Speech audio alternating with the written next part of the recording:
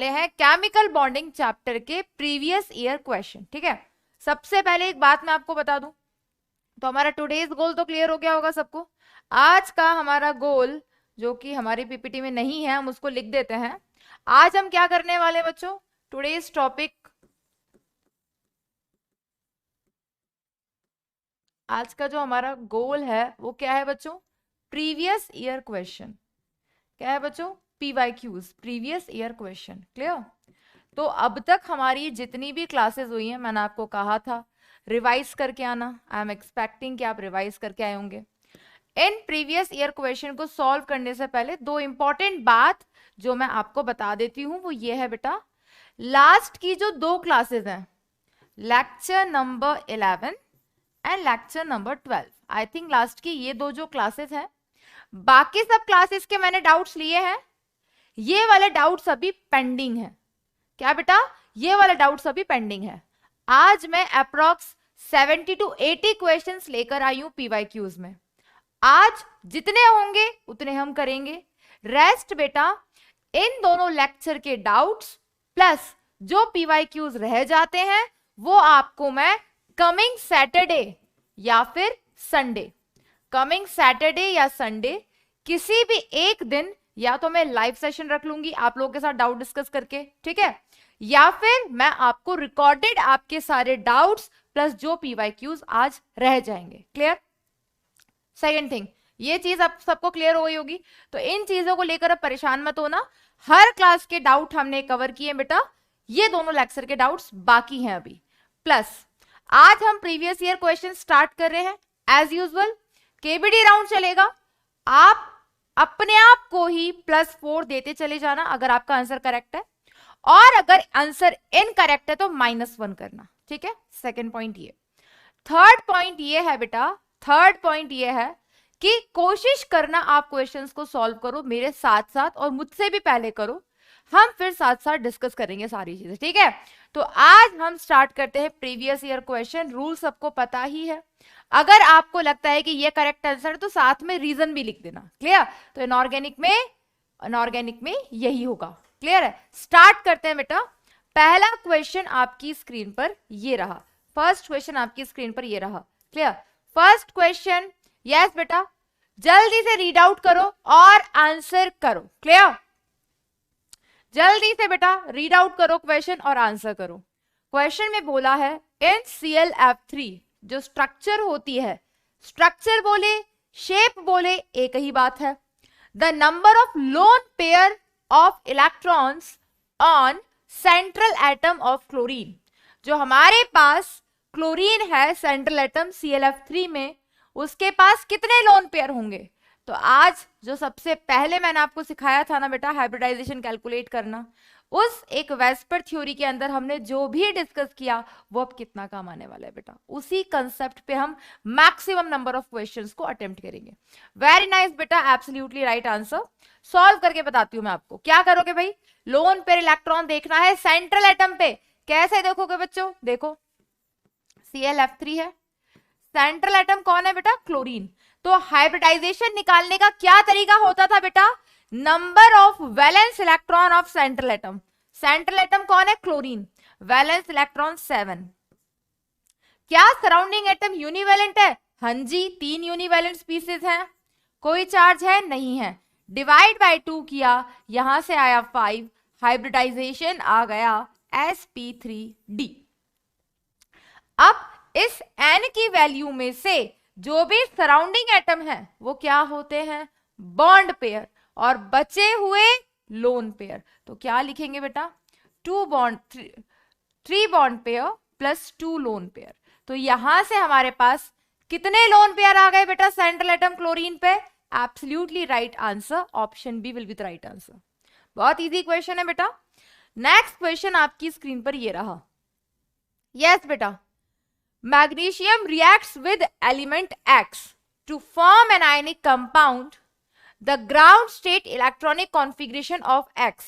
X एक element है, clear, उसका हमें इलेक्ट्रॉनिक कॉन्फ़िगरेशन क्या दिया, 1s2 2s2 2p3। क्लियर। और सिंपलेस्ट फॉर्मूला पूछा है हमें इस कंपाउंड का। बेटा ये मेटल किसके साथ रिएक्ट कर रहा है, ये एक्स जो भी एलिमेंट है मैग्नीशियम के साथ। मैग्नीशियम बिलोंग करता है ग्रुप 2 से, ग्रुप 2 से बिलोंग करता है तो उसकी वैलेंसी कितनी हो जाएगी, 2 हो जाएगी। वहीं पे बेटा जो हमारे पास एलिमेंट एक्स है उसके आउटर मोस्ट शेल में जो इलेक्ट्रॉन है वो तो क्या है, उसके वैलेंस इलेक्ट्रॉन। और अगर 5 वैलेंस इलेक्ट्रॉन है तो उसकी वैलेंसी क्या होगी बेटा, 8 माइनस 5 कर देंगे 3। तो अब मैग्नीशियम की वैलेंसी हो गई 2, जो हमारे पास एलिमेंट है उसकी वैलेंसी हो गई 3। फॉर्मूला क्या बन गया बेटा, Mg3x2। So the right answer will become Mg3x2। Easy है बच्चों। जिन जिन के आंसर्स करेक्ट आते जा रहे हैं +4, गलत आ रहा है कोई बात नहीं, अब लेकिन रजिस्टर नहीं खुलना चाहिए, ये ध्यान रखना बच्चों। आपका रजिस्टर नहीं खुलना चाहिए जब तक हम पीवाईक्यू सॉल्व करेंगे। किसी भी सब्जेक्ट में जब क्वेश्चन प्रैक्टिस करते हो तो उस क्वेश्चन प्रैक्टिस की ड्यूरेशन में आपके नोट्स ओपन नहीं होने चाहिए। अगर आपको अपने आप को जानना है, जज करना है कि हम कितना कर पा रहे हैं सब्जेक्ट को, तो कॉपी नोट्स सब बंद रखना। क्लियर बेटा। 2 क्वेश्चन सोचो, ये नीट 2018 में आया हुआ है, लास्ट वाला भी क्वेश्चन आया हुआ है, इजी क्वेश्चंस है, कुछ भी टफ नहीं है, बस हमने पढ़ लिया है, अब हमें अप्लाई करना है। क्लियर। यस बेटा। नेक्स्ट क्वेश्चन आपकी स्क्रीन पर ये रहा, कंसीडर द फॉलोइंग स्पीसीज। हमें क्या क्या स्पीसीज दे दिए बेटा, Cn plus, Cn minus, NO and Cn। क्या पूछा है बेटा, which one of these have highest bond order. इनमें से बॉन्ड ऑर्डर किसका ज्यादा होगा। बेटा सबके सब कैसी स्पीसीज हैं, सबकी सब डाई एटॉमिक स्पीसीज हैं, और डायटॉमिक स्पीसीज का हमने मॉलिक्यूलर ऑर्बिटल थ्योरी से एक सीधा सीधा ट्रिक निकाला था जहां से हम बॉन्ड ऑर्डर कैलकुलेट कर सकते थे। क्या ट्रिक था बेटा, जब इलेक्ट्रॉन 1 हो, 2 हो, 3 हो, 5 हो, 6, 3 4 5 6 7 8 9 10 11 12 13 14 15 16 17 18, जब जब टोटल इलेक्ट्रॉन 1 होते थे बॉन्ड ऑर्डर कितना होता था बेटा, 0.5। Total electron 2 bond order 1.0, total electron 3 0.5, फिर 0 0.5 1 0.5 0 0.5, अब तब तक 0.5 बढ़ाते जाओ जब तक 3 नहीं आ जाता, 1.0 1.5 2.0 2.5 3.0 3 2.5 2.0 1.5 1.0। ये याद है बेटा, ये ट्रिक बताया था कि जब जब हमारे पास टोटल इलेक्ट्रॉन्स काउंट कर लेना, टोटल इलेक्ट्रॉन के रिस्पेक्ट में उसका बॉन्ड। अब यहाँ पे देखो, इसमें टोटल इलेक्ट्रॉन्स कितने हैं बेटा, Cn प्लस में टोटल इलेक्ट्रॉन्स कितने हैं, कार्बन का एटॉमिक नंबर 6, नाइट्रोजन का एटॉमिक नंबर 7। क्लियर। 6 + 7 हमने किया तो कितना आ गया बेटा, 6 + 7 हमने किया तो हमारे पास आ गया 30। 13 - 1 करेंगे तो कितना आ जाएगा, 12। तो टोटल इलेक्ट्रॉन्स इधर कितने हैं, 12। यहां पर देखना बेटा टोटल इलेक्ट्रॉन्स कितने हैं, 12 प्लस देखो कार्बन के 6 नाइट्रोजन के 7, 13 + 1 14। यहां पर कितने बेटा, नाइट्रोजन के 7 ऑक्सीजन के 8, तो 9 10, यहां पर हो गए इलेक्ट्रॉन्स 15। यहां पे देखना बेटा कितने टोटल इलेक्ट्रॉन्स है, कार्बन के 6 नाइट्रोजन के 7, 13 इलेक्ट्रॉन्स है।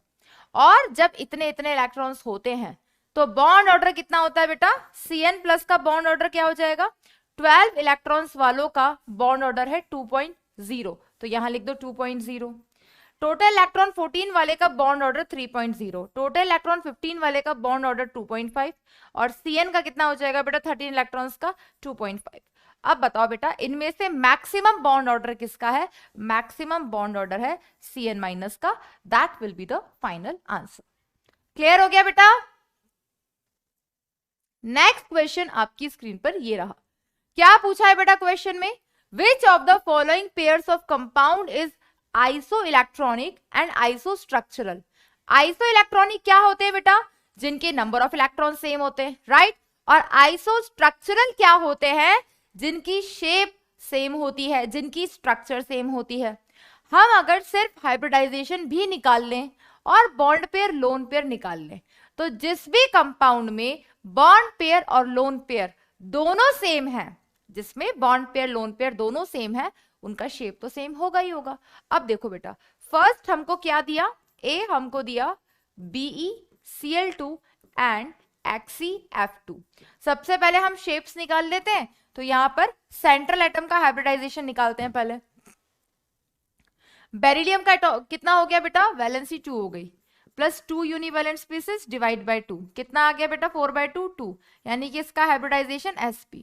यहाँ पे देखो बेटा central atom xenon 8 valence electron plus 2 univalent species divide by 2, तो यहाँ से आ गया 5, हाइब्रिडाइजेशन sp3d, यहाँ पे 2 बॉन्ड पेयर 3 लोन पेयर। और यहाँ पे बेटा यहाँ पे क्या होगा 2 बॉन्ड पेयर 0 लोन पेयर। इसकी शेप भी लीनियर होती है और इसकी शेप भी लीनियर होती है। तो जो हमारा फर्स्ट वाला केस है वो कैसा हो गया बेटा, वो हो गया आइसोस्ट्रक्चरल। शेप तो दोनों की लीनियर है ना बेटा, आइसोस्ट्रक्चरल, सिमिलर, सेम जैसी शेप है। क्या ये आइसो इलेक्ट्रॉनिक भी है? ये आइसो इलेक्ट्रॉनिक हो ही नहीं सकता। क्यों? ये जिनोन जो है ना, इसका एटॉमिक नंबर अकेले का 54 होता है और फिर 9 2 18 बहुत ज्यादा आ रहा है, तो ये आइसो इलेक्ट्रॉनिक नहीं है। सेकेंड ऑप्शन देखो बेटा, सेकेंड ऑप्शन में हमको क्या दिया, that is TeI2 and XeF2। इस केस में बेटा सबसे पहले हाइब्रिडाइजेशन निकालते हैं, तो हमारे पास आ जाएगा कैसे, N is equals to, tellurium कहां से बिलोंग करता है बेटा, ऑक्सीजन फैमिली, उसके वैलेंस इलेक्ट्रॉन कितने हो गए 6, 2 हो गई यहाँ पर यूनिवैलेंट स्पीसीज, डिवाइड बाय 2 किया, कितना आया 4, hybridization sp3, 2 bond pair 2 lone pair. यहाँ पे देखो बेटा N इज इक्वल्स टू 8 + 2 किया, डिवाइड बाय 2 किया, 5 आया, hybridization sp3d, 2 bond pair 3 lone pair. इसकी शेप होती है लीनियर और इसकी शेप क्या होती है, वी शेप, बैंड शेप। तो ये ऑप्शन कंपटीशन से बाहर, क्योंकि ये आइसोस्ट्रक्चरल नहीं है। पहला क्वेश्चन गलत है। कौन सा क्वेश्चन गलत है पूजा? यस बेटा, क्या गलत है पूजा? चलो जब तक पूजा लिखती है तब तक हम पूरा सॉल्व करते हैं। सी देखो बेटा, सी में हमको क्या बोला, IBr2 माइनस कॉमा XeF2। तो XeF2 का तो हमें याद हो गया बेटा, हाइब्रिडाइजेशन sp3d आ रहा है और 2 बॉन्ड पेयर 3 लोन पेयर। इसका भी निकाल लेते हैं बेटा। Central atom iodine, valence electron 7, 2 univalent species, minus है तो +1, डिवाइड बाय 2, आ गया 5, 2 बॉन्ड पेयर 3 लोन पेयर। दोनों की शेप सेम है, दोनों की शेप सेम है, तो ये भी कैसा निकला, आइसोस्ट्रक्चरल। क्लियर बेटा? नेक्स्ट फोर्थ ऑप्शन देखो, last option, IF3 and XeF2, इसको भी निकाल लेते हैं। IF3 and XeF2।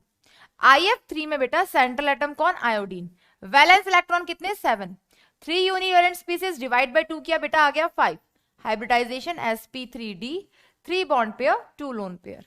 और XeF2 में क्या हो गया बेटा, central atom, valence electron 8, 2 univalent species, divide by 2, आ गया यहां से कितना 5, sp3d, 2 bond pair 3 lone pair. ये ऑप्शन कंपटीशन से बाहर। अब ध्यान से देखो बेटा, ये दोनों केस, ठीक है, ये दोनों केस बिल्कुल विदाउट इंक भी कर सकते हो, लेकिन मैं तो पूरा सॉल्व करूंगी ना बेटा, क्योंकि कुछ बच्चे ऐसे भी हो सकते हैं जिनको अभी इसमें भी डाउट हो, तो कोई बात नहीं, उनका डाउट क्लियर हो जाएगा, तो मैं पूरा सॉल्व करूंगी बेटा, ठीक है। आप कर पाओगे तो इट इज इजी कि आप बिना पेन चलाए करो, मुझे तो बहुत खुशी होगी इस बात की, ठीक है। यस बेटा, अब ये दोनों की दोनों स्पीसीज आइसोस्ट्रक्चरल तो है, क्या ये आइसो इलेक्ट्रॉनिक भी है? पहला वाला आइसो इलेक्ट्रॉनिक नहीं है, सी वाला चेक करते हैं कि क्या वो आइसो इलेक्ट्रॉनिक है या नहीं। क्लियर हो गया बेटा? तो बेटा बताओ जल्दी, इनमें से क्या आंसर आएगा? क्या सी वाला ऑप्शन आइसो इलेक्ट्रॉनिक है? जल्दी बताओ, क्या ये आइसो इलेक्ट्रॉनिक स्पीसीज है? फोर्थ वाला क्वेश्चन ध्यान से देखो, जिनॉन का एटॉमिक नंबर हो गया 54, फ्लोरीन का एटॉमिक नंबर कितना हो गया बेटा 9, 9 2 18, 18 + 54 किया तो हमारे पास कितना आ गया बेटा 9, यहां से आ गया हमारे पास 72। और अगर हम IBr2 माइनस को देखें तो यहां पर एक भी स्पीसीज ऐसी नहीं है जो आइसो इलेक्ट्रॉनिक हो। देख पा रहे हो ये चीज? ये जब क्वेश्चन आया था इसके आंसर में कॉन्ट्राडिक्शन था। क्यों? क्योंकि अब इसमें अगर हम देखें तो यहां पर दोनों ही स्पीसीज आइसो इलेक्ट्रॉनिक नहीं है और दोनों ही स्पीसीज आइसो स्ट्रक्चरल हैं। लेकिन जब हम सिर्फ इन दोनों को और इन दोनों को एक साथ देखें तो जिनके बॉन्ड पेयर लोन पेयर भी सेम है, that is the more correct answer as compare to shape का नाम सिर्फ लीनियर होने से। क्लियर? यहां पे बॉन्ड पेयर 2 थे और 0 लोन पेयर थे, यहां पे 2 बॉन्ड पेयर थे, 3 लोन पेयर थे। लेकिन जो सी वाला हमने किया था, यहां पर हमारे पास बॉन्ड पेयर लोन पेयर भी सेम थे। तो ऐसा नहीं है कि इसे आइसोस्ट्रक्चरल नहीं बोलेंगे, है ये आइसोस्ट्रक्चरल। लेकिन अगर आपसे पूछा जाए मोर करेक्ट आंसर क्या होगा, तो इट शुड बी सी। तब आपका काम करना चाहिए प्रेजेंस ऑफ माइंड। क्लियर? तो यहां पे आंसर आएगा सी ऑप्शन। तो ऐसी बहुत बार होता है कि वो ऑर्डर गलत लिख देते हैं या ऑप्शंस में 2 आंसर ऐसा लगता है सही होने चाहिए, बट वहां पे ये सोचना है कि मोर करेक्ट क्या होगा। ठीक है, नेक्स्ट क्वेश्चन देखेंगे बेटा आपकी स्क्रीन पर। ये रहा, क्या क्वेश्चन है? The species having bond angles of 120 degree, इनमें से कौन सी स्पीसीज के पास बॉन्ड एंगल 120 डिग्री है? तो उसके लिए हमें इनकी शेप निकालनी पड़ेगी। सबसे पहले अब ध्यान से देखो बेटा, हमें ये पता है 120 डिग्री एंगल हमें कहां मिलता है? जब ज्योमेट्री और शेप कैसा हो?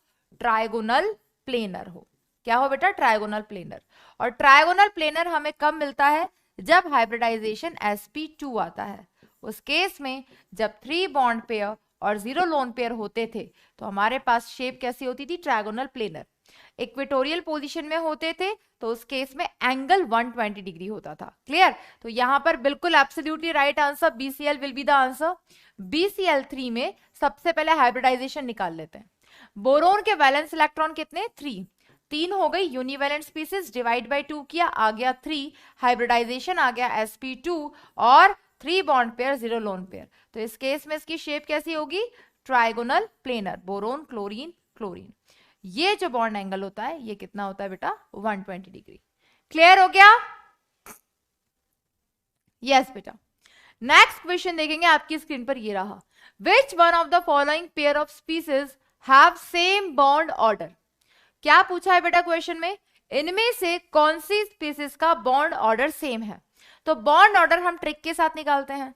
मैंने एक स्टेटमेंट लिखवाया था कि ऐसा जरूरी नहीं है कि सारी आइसो इलेक्ट्रॉनिक स्पीसीज का बॉन्ड ऑर्डर सेम हो, लेकिन ये एप्लीकेबल किसके लिए नहीं था? ये एप्लीकेबल नहीं था सिर्फ CO प्लस के लिए, जो हमने एज अ एक्सेप्शन डिस्कस किया था। ठीक है, तो यहां पर अगर हम यहां पर सिर्फ और सिर्फ नंबर ऑफ इलेक्ट्रॉन कैलकुलेट कर लें, अगर नंबर ऑफ इलेक्ट्रॉन काउंट कर लें तो हम बता सकते हैं कि उनका बॉन्ड ऑर्डर कितना होगा। सबसे पहला पेयर देखना बेटा, CO और NO।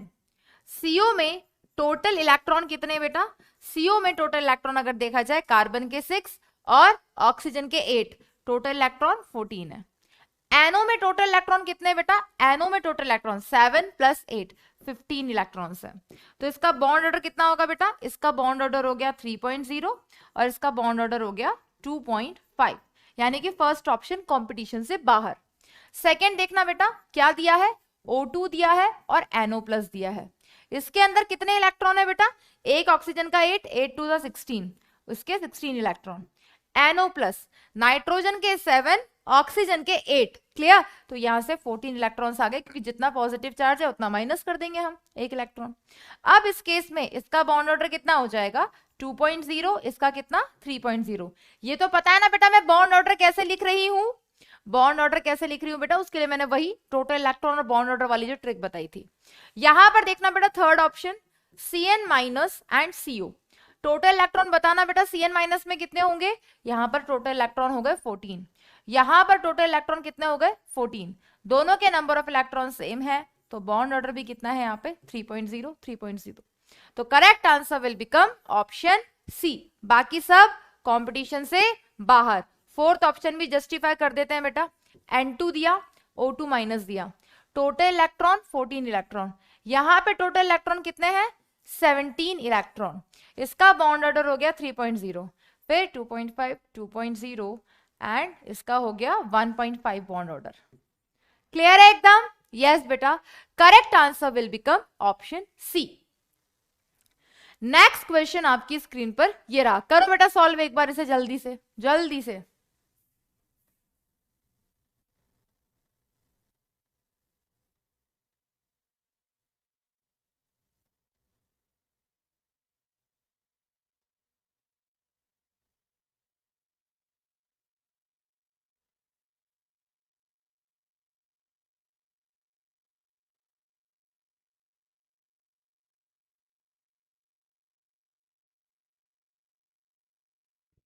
यस बेटा, क्या आंसर आएगा बेटा इसका? यस बेटा, जल्दी जल्दी जल्दी। Which one of the following compounds shows the presence of intramolecular hydrogen bond? Intramolecular hydrogen bond क्या होता है बेटा? जब किसी मॉलिक्यूल में with in the molecule hydrogen किसी अदर इलेक्ट्रोनेगेटिव एटम से अट्रैक्ट हो रहा है जो खुद भी किसी इलेक्ट्रोनेगेटिव एटम से अटैच है। ठीक है, तो अब देखो यहां पे सबसे पहले बात करते हैं H2O2 की। H2O2 की स्ट्रक्चर किस तरीके से होती है? वो तो इस तरीके से होता है। इसमें कैसे इंट्रामॉलिक्यूलर हाइड्रोजन बॉन्डिंग है? इसमें नहीं होती। HCN की बात करें तो ये बात कर रहा है intramolecular, with in the molecule. और मैंने एक पॉइंट बोला था, विद इन द मॉलिक्यूल जो हाइड्रोजन बॉन्डिंग होती है जिससे हम इंट्रामॉलिक्यूलर हाइड्रोजन बॉन्डिंग कहते हैं, वो हमारे पास बल्क मॉलिक्यूल्स में फॉर्म में होती है, बल्की मॉलिक्यूल्स में होती है, 5 to 6 मेंबर्ड रिंग होती है। तो ये दोनों तो वैसे ही कंपटीशन से बाहर हो गए, एसिटिक एसिड भी कंपटीशन से बाहर हो गया। अब देखो बेटा, ध्यान से देखो इस सेल्यूलोज को। अब मुझसे ज्यादा जोलॉजी तुम्हें आती है, राइट? मेरे पास तो पीसीएम था, मैथ्स था मेरे पास। सेल्यूलोज में क्या होता है बेटा? सेल्यूलोज में कैसे इंट्रामॉलिक्यूलर हाइड्रोजन बॉन्ड बनता है? जब आप स्ट्रक्चर्स बनाते हो, आपने नाम सुना होगा इसका 1,4 ग्लाइकोसाइडिक लिंकेज। तो वहां पर क्या होता है, कैसे बनता है ये बॉन्ड? इंट्रामॉलिक्यूलर हाइड्रोजन बॉन्ड ही तो होता है। Clear? So correct answer will become option C. Next question आपकी स्क्रीन पर ये रहा, जल्दी जल्दी जल्दी सॉल्व करो बेटा, स्पीड में करो। इनऑर्गेनिक के 30 सेकेंड्स में क्वेश्चन अटेम्प्ट कर देना है। The hybridization of atomic orbital of nitrogen, hybridization पूछा है बेटा किस किस का? NO2 प्लस का पूछा है, NO3 माइनस का पूछा है, NH4 प्लस का पूछा है। क्या करेंगे बेटा? सीधा ट्रिक अप्लाई करेंगे, सीधा ट्रिक अप्लाई करेंगे, सीधे सीधे हाइब्रिडाइजेशन निकालेंगे। तो यहां पे इसका हाइब्रिडाइजेशन क्या हो जाएगा बेटा? नाइट्रोजन के वैलेंस इलेक्ट्रॉन कितने? 5। नाइट्रोजन के वैलेंस इलेक्ट्रॉन 5 -1, क्योंकि ऑक्सीजन यूनिवेलेंट नहीं है, प्लस है चार्ज तो माइनस कर देंगे, तो ये हो गया 4/2। दैट बिकम्स, यहां से कितना आ गया बेटा? यहां से आ गया हमारे पास 2, हाइब्रिडाइजेशन इसका हो गया sp। क्लियर? NO3 माइनस में देखो बेटा, central atom nitrogen, valence electron 5। क्या कोई यूनिवेलेंट स्पीसीज है? नहीं है, माइनस चार्ज है, +1 किया, डिवाइड बाय 2, कितना आ गया बेटा? 3। हाइब्रिडाइजेशन कितना? sp2। NH4 plus, central atom कौन? नाइट्रोजन, वैलेंस इलेक्ट्रॉन 5, 4 हाइड्रोजन, चारों यूनिवेलेंट है, जितना प्लस है उतना माइनस कर देंगे, डिवाइड बाय 2 किया, कितना आ गया बेटा? यहां से 5, 9 - 1 8, 8/2 4, हाइब्रिडाइजेशन sp3। सिंपल। अब देख लो बेटा कौन सा ऑप्शन जस्टिफाई हो रहा है? sp, sp2, sp3। Correct answer will become option C. Yes बेटा, absolutely right answer. Next question देखेंगे बेटा, which of the following pairs of ions is iso electronic and iso structural? हमें पूछा है यहां पर कि इनमें से कौन सा पेयर ऐसा है जो आइसो इलेक्ट्रॉनिक भी है और आइसो स्ट्रक्चरल भी है। तो उसके लिए अगेन हमें हाइब्रिडाइजेशन निकालना पड़ेगा। हाइब्रिडाइजेशन से बॉन्ड पेयर लोन पेयर आ जाएंगे, और अगर bond pair lone pair same होगा तो उस केस में उनका शेप भी सेम होगा, और शेप सेम होगा तो वो कैसी स्पीसीज हो जाएगी बेटा? Iso structural. ध्यान से देखो बेटा, ऑप्शन ए क्या दिया? कार्बोनेट और नाइट्रेट। क्लियर? काउंट करो बेटा, जल्दी से हाइब्रिडाइजेशन निकाल लेते हैं, इजी है। कार्बन के वैलेंस इलेक्ट्रॉन 4, कोई यूनिवेलेंट स्पीसीज नहीं है, जितना माइनस चार्ज है उतना प्लस करेंगे, डिवाइड बाय 2 किया, 4 + 2 6, 6/2 3, हाइब्रिडाइजेशन आ गया इसका sp2। क्लियर? तो 4 5 6, 6/2 3, तो यहां पर क्या? 3 bond pair, 0 lone pair. Clear? यहां देखो बेटा, n = नाइट्रोजन के वैलेंस इलेक्ट्रॉन 5, कोई यूनिवेलेंट स्पीसीज नहीं है, +1 डिवाइड बाय 2, तो यहां से भी कितना आ गया बेटा? यहां से भी आ गया हमारे पास 3, हाइब्रिडाइजेशन sp2, और यहां पर भी 3 बॉन्ड पेयर, 0 लोन पेयर। तो फर्स्ट वाला जो पेयर है हमारे पास, ये आइसो स्ट्रक्चरल है। अब हमें जानना है क्या ये आइसो इलेक्ट्रॉनिक भी है? तो चेक कर लेते हैं number of electron. Number of electron count करने थे, कार्बन के इलेक्ट्रॉन 6, ऑक्सीजन के इलेक्ट्रॉन कितने? एक ऑक्सीजन का 8, 8 3 24, 24 + 6 30, 30 + 2, यहाँ पे 32 इलेक्ट्रॉन्स हैं। यहाँ काउंट कर लेते हैं, 7 + 1 8, 8 3 24, 24 + 8 becomes 32। तो फर्स्ट वाला जो ऑप्शन है ना बेटा, इसमें क्या है? आइसो स्ट्रक्चरल भी है और आइसो इलेक्ट्रॉनिक भी है। क्लियर? बी ऑप्शन देखते हैं बेटा। आंसर तो आ चुका है, लेकिन मैं हर ऑप्शन इसलिए सॉल्व करवा रही हूं बेटा क्योंकि एग्जाम में ये क्वेश्चंस आते हैं और इस क्वेश्चन में भी 2 आंसर करेक्ट है। क्लियर? इस क्वेश्चन में भी 2 आंसर करेक्ट है, लेकिन सीबीएसई हो या एनटीए हो, वो अपनी गलती कभी नहीं मानेगा। तो हमें क्या करना है? हमें हमारी तरफ से बेस्ट करना है। वो सब टाइम वेस्ट होता है, पेपर वापस करवाएंगे, कुछ नहीं होना, कुछ नहीं होना, कुछ भी नहीं होता है। ठीक है? तो ये ध्यान रखो कि जब इस तरीके की कोई बात आ जाती है पेपर टाइमिंग पे, तो अपने प्रेजेंस ऑफ माइंड से आपको उसको करेक्ट आंसर मार्क करना है। ठीक है? यहां पर बेटा बी ऑप्शन अगर हम देखें तो हमें क्या दिया था? ClO3 minus and CO3 -2। इसका तो हमें पता है, इसमें 32 इलेक्ट्रॉन है। क्लियर? इसका हाइब्रिडाइजेशन sp3 है, यहाँ पे 3 बॉन्ड पेयर 0 लोन पेयर है। लेकिन अगर हम ClO3- की बात करें तो ये जो क्लोरीन है इसके खुद के इलेक्ट्रॉन 17, 8 3 24, 24 + 1, तो ये 32 से तो ज्यादा ही आएगा, यानी कि ये ऑप्शन तो कंपटीशन से बाहर, क्योंकि आइसो इलेक्ट्रॉनिक नहीं है। थर्ड ऑप्शन देखेंगे बेटा, क्या दिया? SO3-2 and NO3-। सबसे पहले हाइब्रिडाइजेशन निकाल देते हैं। तो सेंट्रल एटम हो गया सल्फर। सल्फर के वैलेंस इलेक्ट्रॉन 6, कोई यूनिवैलेंट स्पीसीज नहीं है। 6 + 2 किया आया 8, 8/2 किया आया 4, हाइब्रिडाइजेशन आया sp3, 3 bond pair 1 lone pair. Clear? यहां पे देखना बेटा, यहां पर नाइट्रोजन के वैलेंस इलेक्ट्रॉन 5 + 1/2, इसकी वैल्यू आई 3, हाइब्रिडाइजेशन sp2। तो सी ऑप्शन भी कंपटीशन से बाहर। क्यों? ये आइसो इलेक्ट्रॉनिक नहीं है, आइसो स्ट्रक्चरल भी नहीं है। क्लियर? नेक्स्ट बेटा डी ऑप्शन देखना। डी ऑप्शन में क्या दिया? ClO3- and SO3-2। अब इस केस में सबसे पहले हम हाइब्रिडाइजेशन निकाल लेते हैं। तो ClO3- और SO3-2 में ClO3- में central atom chlorine, valence electron कितने बेटा? 7, कोई यूनिवैलेंट स्पीसीज नहीं है। 7 + 1/2 किया आ गया 4, हाइब्रिडाइजेशन आ गया sp3, 3 bond pair 1 lone pair. Clear? SO3-2 में central atom sulphur, valence electron कितने बेटा? वैलेंस इलेक्ट्रॉन हमारे पास 6 + 2 किया /2, यहां से आया 4, hybridization sp3, 3 bond pair 1 lone pair. दोनों आइसो स्ट्रक्चरल हैं। दिव्या रानी जी बोल रहे हैं मैम प्लीज फास्टर कीजिए। बेटा मेरे फास्ट करने से क्या होगा? आंसर्स ना डिस्कस करूं, ऐसा करूं क्वेश्चन लाके आंसर, मुझे तो रटे पड़े आंसर भी। बताओ, आंसर मार्क कर दूं बेटा दिव्या? हम इसे PYQ डिस्कशन में क्यों रखते हैं? मैं इसके हिंट्स एंड सॉल्यूशन बना के दे देती, फिर तो क्लास की जरूरत ही नहीं थी।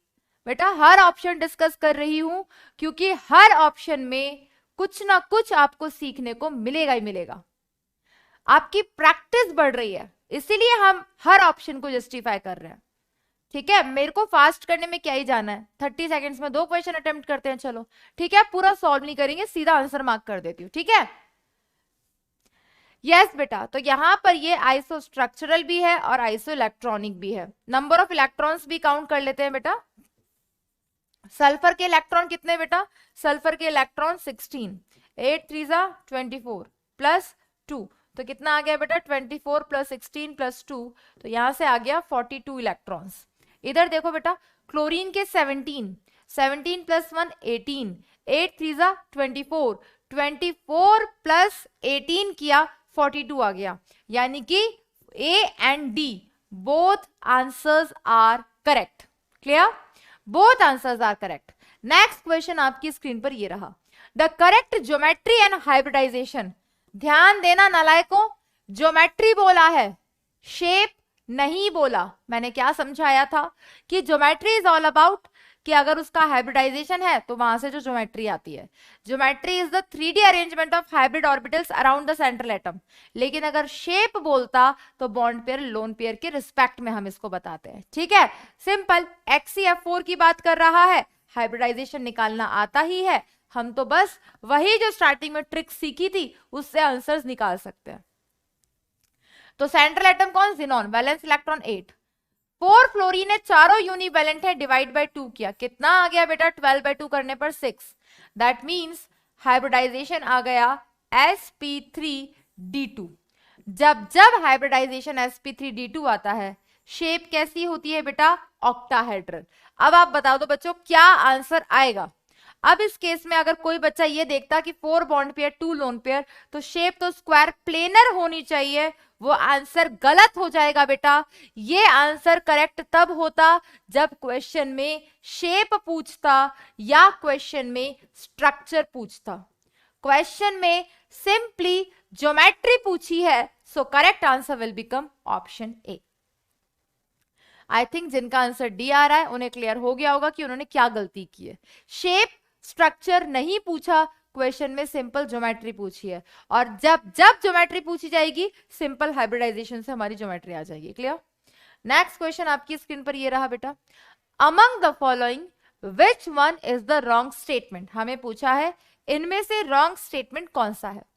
पहला हमें बोला PH5 and BiCl5 do not exist. Clear?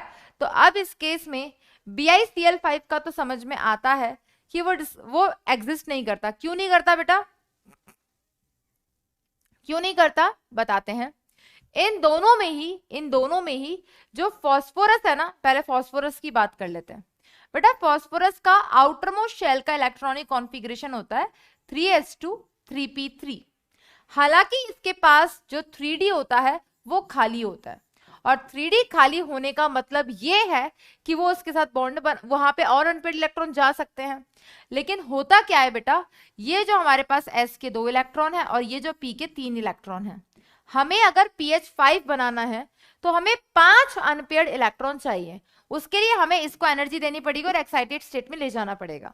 लेकिन हाइड्रोजन इतना इलेक्ट्रोनेगेटिव नहीं होता, हाइड्रोजन इज इलेक्ट्रोपॉजिटिव। अब अगर वो नेचर में इलेक्ट्रोपॉजिटिव है तो वो इसके इलेक्ट्रॉन को एक्साइट नहीं करवा पाएगा, इसलिए PH5 एग्जिस्ट नहीं करता। Clear? As it is BiCl5 की बात करें, स्टेबल ही नहीं है, और वो हर कंपाउंड जो स्टेबल नहीं है वो एग्जिस्ट नहीं करेंगे। तो फर्स्ट स्टेटमेंट जो है वो क्या है? करेक्ट है। नेक्स्ट बी ऑप्शन क्या दिया बेटा, पढ़ो जल्दी से। बी ऑप्शन दिया p pi d pi bonds are present in SO2। हाँ जी बिल्कुल, हमने कैसे सीखा था? SO2 की अगर हम बात करें तो उसकी शेप कैसे होती है? S डबल बॉन्ड O और ये एक लोन पेयर होता है।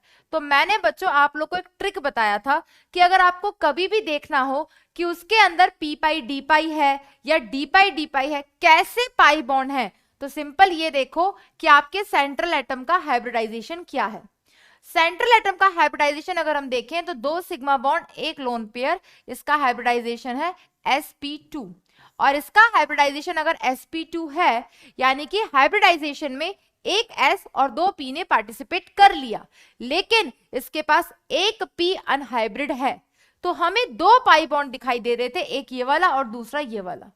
तो ऑक्सीजन तो सेकेंड पीरियड से बिलोंग करता है, वो तो अपना p ही देगा, लेकिन ये सल्फर, इसके पास एक अनहाइब्रिड ऑर्बिटल अवेलेबल है, तो अनहाइब्रिड ऑर्बिटल ओवरलैपिंग करने पर ही पाई बॉन्ड बनता है। तो इसने एक के साथ तो क्या कर लिया बेटा, इसने अपना p दिया, इसने अपना p दिया, तो एक जो पाई बॉन्ड बना वो तो p पाई से बना, और दूसरा जो पाई बॉन्ड बना, अब इस सल्फर के पास p ऑर्बिटल तो नहीं है, इस सल्फर के पास p ऑर्बिटल नहीं है, तो ये ओवरलैपिंग अब किसके साथ करेगा? ये ओवरलैपिंग करेगा, ये ओवरलैपिंग के लिए अपना d ऑर्बिटल देगा, तो ये d देगा, ये p देगा, तो क्या हो जाएगी बेटा? p पाई d पाई ओवरलैपिंग। तो बिल्कुल इसमें एक p पाई d पाई होता है। ये भी स्टेटमेंट कैसा है बेटा? करेक्ट है। SeF4 and CH4 has same shape. क्या बोला बेटा क्वेश्चन में? कि दोनों की शेप सेम होती है। ठीक है, निकाल के देख लेते हैं एक बार। तो हमने क्या किया, देखो बेटा यहाँ पे एक बार ले लिया SeF4, एक ले लिया CH4। SeF4 में क्या हाइब्रिडाइजेशन आएगा बेटा? Simple hybridization bond pair lone pair से हम इजीली बता सकते हैं कि उनकी शेप सिमिलर होगी या नहीं।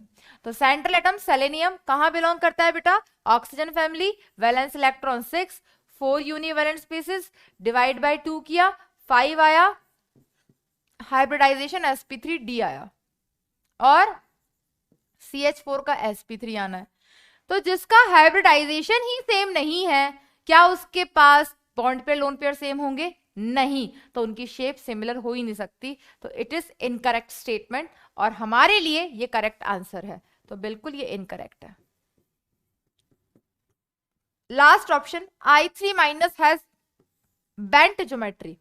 I3 माइनस की बेंट ज्योमेट्री होती है, निकाल के देख लेते हैं। सेंट्रल एटम कौन? आयोडीन। आयोडीन के वैलेंस इलेक्ट्रॉन 7, बाकी दोनों आयोडीन यूनिवैलेंट है, तो 7 + 2 माइनस का प्लस करेंगे डिवाइड बाय 2 आ गया 5, हाइब्रिडाइजेशन आ गया sp3d, 2 सराउंडिंग एटम है तो 2 बॉन्ड पेयर 3 लोन पेयर, और 2 बॉन्ड पेयर और 3 लोन पेयर होने पर बिल्कुल बेंट ज्योमेट्री नहीं, ये तो हमारे पास I3 minus has bent geometry, geometry उसकी बेंट होगी ही होगी। Clear? 2 bond pair 3 lone pair है, ये ज्योमेट्री की बात कर रहा है बेटा, उसकी शेप में डिस्टॉर्शन आएगा, so correct answer will become option C. बिल्कुल लीनियर होता है, लेकिन लोन पेयर प्रेजेंट तो उसको बेंट ज्योमेट्री भी बोलते हैं। क्लियर? तो गलत तो डी भी है बेटा, गलत स्टेटमेंट डी भी है, क्योंकि इसका मोर करेक्ट आंसर होता जब ये इसको लीनियर लिखता।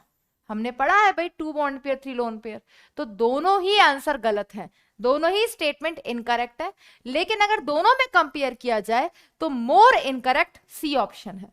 कैसे? सरासर दिखाई दे रहा है।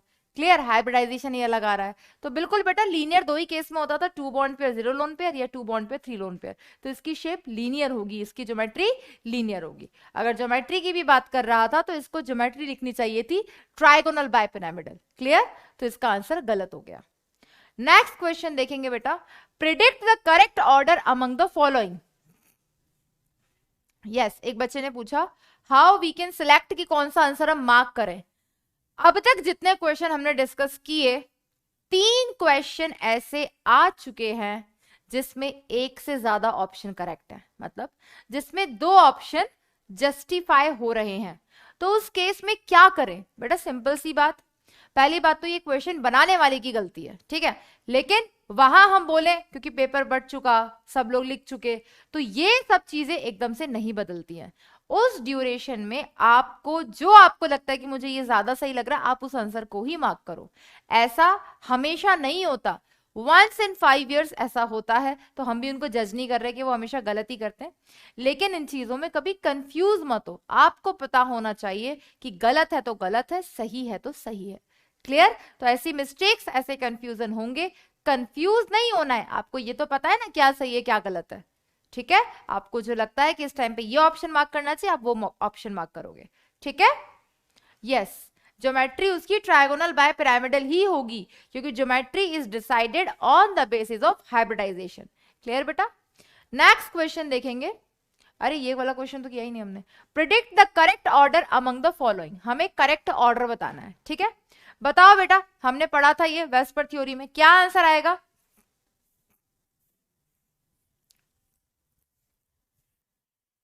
जल्दी जल्दी करो बेटा।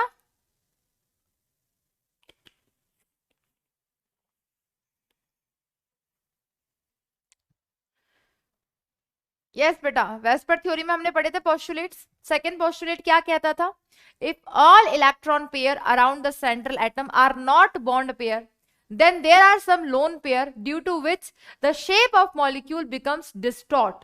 तो सबसे ज्यादा रिपल्सन कौन करता है बेटा? सबसे ज्यादा रिपल्सन करता है लोन पेयर, फिर लोन पेयर बॉन्ड पेयर, और फिर बॉन्ड पेयर। तो correct answer will become option B. Clear? इसका ऑर्डर लिखा था हमने, बिल्कुल इसका ऑर्डर हमने लिखा था। नेक्स्ट क्वेश्चन बेटा, consider the molecules. 3 molecule consider करने के लिए बोला है, एक बोला उन्होंने CH4, एक बोला उन्होंने अमोनिया, और एक बोला है उन्होंने H2O। अब क्या बोला है क्वेश्चन में? Which of the following statement is false, इनमें से कौन सा स्टेटमेंट फॉल्स है? अगर आपको देखना है बेटा कौन सा स्टेटमेंट फॉल्स है, तो हमें देखना पड़ेगा स्टेटमेंट में बात किस बारे में हो रही है। द HCH बॉन्ड एंगल, बात हो रही है बेटा बॉन्ड एंगल के रिस्पेक्ट में, तो हम पहले तीनों का बॉन्ड एंगल कंपेयर कर लेते हैं। और बॉन्ड एंगल कैसे कंपेयर कर सकते हैं बेटा? पोस्टुलेट नंबर 3 जो मैंने आपको वेस्पर थ्योरी में करवाया था, क्या करवाया था बेटा? बॉन्ड ऑर्डर कैसे कंपेयर करोगे? सबसे पहले आप उनका परसेंट एस कैरेक्टर निकालोगे, और परसेंट एस कैरेक्टर अगर निकालना है तो सबसे पहले क्या करोगे बेटा? हाइब्रिडाइजेशन। क्लियर? तो यहां पर बेटा तीनों का हाइब्रिडाइजेशन निकाल लेते हैं। सबसे पहले हमको दिया CH4। CH4 में सेंट्रल एटम कौन? कार्बन। कार्बन के वैलेंस इलेक्ट्रॉन कितने? 4। 4 हाइड्रोजन, चारों यूनिवैलेंट, डिवाइड बाय 2 किया, कितना आ गया? 4। हाइब्रिडाइजेशन आया sp3, 4 bond pair, 0 lone pair. Ammonia में देखना बेटा, central atom nitrogen, valence electron 5, 3 univalent species है, 5 प्लस 3 बाय 2 किया, आया 4। हाइब्रिडाइजेशन आया sp3, 3 bond pair, 1 lone pair. यहां पे देखेंगे बेटा, सेंट्रल एटम ऑक्सीजन, ऑक्सीजन के वैलेंस इलेक्ट्रॉन 6, बाकी दोनों हाइड्रोजन, यूनिवैलेंट, डिवाइड बाय 2 किया, आया 4। हाइब्रिडाइजेशन sp3, और इस केस में भी क्या आया? 2 बॉन्ड पेयर, 2 लोन पेयर। तो सबसे पहले क्या बोला था बेटा? सबसे पहला स्टेप होता था परसेंट एस कैरेक्टर कंपेयर करना। लेकिन अगर हम परसेंट एस कैरेक्टर कंपेयर करें तो तीनों का ही हाइब्रिडाइजेशन sp3 है, और अगर तीनों का हाइब्रिडाइजेशन sp3 है, दैट मींस तीनों में परसेंट एस कैरेक्टर बराबर है। अगर तीनों का परसेंट एस कैरेक्टर बराबर है तो सेकेंड स्टेप पे आते हैं। सेकेंड स्टेप क्या बोलता था बेटा? सेकेंड स्टेप बोलता था जिसके पास जितने ज्यादा लोन पेयर हैं उसका बॉन्ड एंगल उतना कम होगा। तो यहां पर इसके पास 0 लोन पेयर, इसके पास 1 लोन पेयर, और इसके पास 2 लोन पेयर है। तो इस केस में जो बॉन्ड एंगल का ऑर्डर होगा, वो बॉन्ड एंगल का ऑर्डर हमारे पास क्या होगा बेटा? सबसे ज्यादा बॉन्ड एंगल होगा CH4 का, CH4 के बाद अमोनिया का, और अमोनिया के बाद H2O का। अब स्टेटमेंट पढ़ो और आंसर मार्क करो। क्या बोला है बेटा? The HCH bond angle in CH4 is larger than the HNH bond angle in ammonia. बिल्कुल, ये तो करेक्ट स्टेटमेंट है, लेकिन भूलना मत, क्वेश्चन में फॉल्स पूछा है, रॉन्ग स्टेटमेंट पूछा है। Second statement, the HCH bond angle in CH4, the NHH bond angle in ammonia, and HOH bond angle in H2O all are greater than 90 degree. सोचने वाली बात है। अब यहां पर रिपल्सन तो हुआ, लेकिन कितना रिपल्सन हुआ ये हम कैसे निकालेंगे? तो ये बात एकदम करेक्ट है कि तीनों का बॉन्ड एंगल 90 डिग्री से तो ज्यादा ही होगा। क्लियर? नेक्स्ट देखो बेटा, क्योंकि जैसे जैसे रिपल्सन होता है, बॉन्ड एंगल क्या हो रहा है बेटा? बॉन्ड एंगल कम हो रहा है, लेकिन 90 डिग्री के बिलो नहीं जाएगा। नेक्स्ट बेटा, the HOH bond angle in H2O is larger than the HCH bond angle in CH4। ये तो गलत हो गया। हम HOH बॉन्ड एंगल कौन सा है बेटा? जो H2O में होता है, ये वाला बॉन्ड एंगल की बात कर रहा है, क्योंकि बॉन्ड एंगल हमेशा बॉन्ड पेयर में ही देखा जाता है। और किसके कंपैरेटिवली बात कर रहा है बेटा? HCH यानी कि CH4। CH4 कैसे होगा बेटा? इस तरीके से, और इनका बॉन्ड एंगल कितना है? 109.5 डिग्री।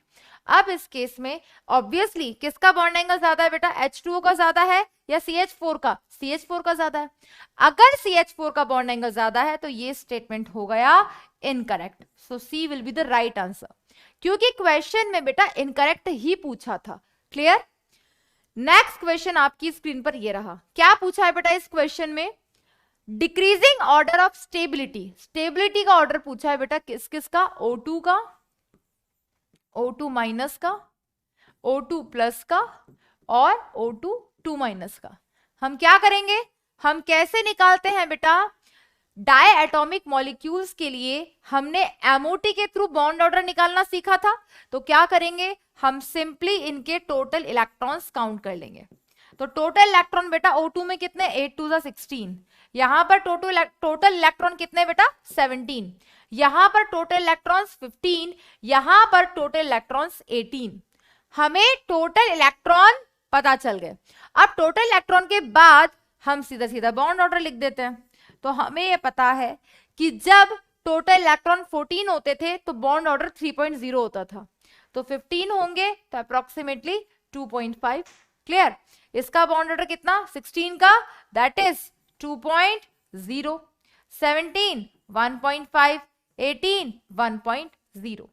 तो अगर जिसका बॉन्ड ऑर्डर जितना ज्यादा है वो उतना ज्यादा स्टेबल होगा। तो क्या आंसर आ जाएगा बेटा? जल्दी बता दो, स्टेबिलिटी के बेस पर आंसर बताना है। इसका आंसर क्या आ जाएगा बेटा? That is option C, simply on the basis of bond order, because bond order जितना ज्यादा होगा बॉन्ड की स्ट्रेंथ उतनी ज्यादा होगी और स्टेबिलिटी उतनी ज्यादा होगी। Clear? So right answer will become option C. Simple. अगर आपने की पॉइंट्स पढ़े हैं जो मैंने लिखवाए हैं, आपको कम टाइम लगेगा बेटा इन क्वेश्चंस को अटेम्प्ट करने में। नेक्स्ट क्वेश्चन आपकी स्क्रीन पर ये रहा। In which of the following pairs, इनमें से कौन से पेयर में both the species are not isostructural? दोनों स्पीसीज आइसोस्ट्रक्चरल नहीं है, बताओ जल्दी से।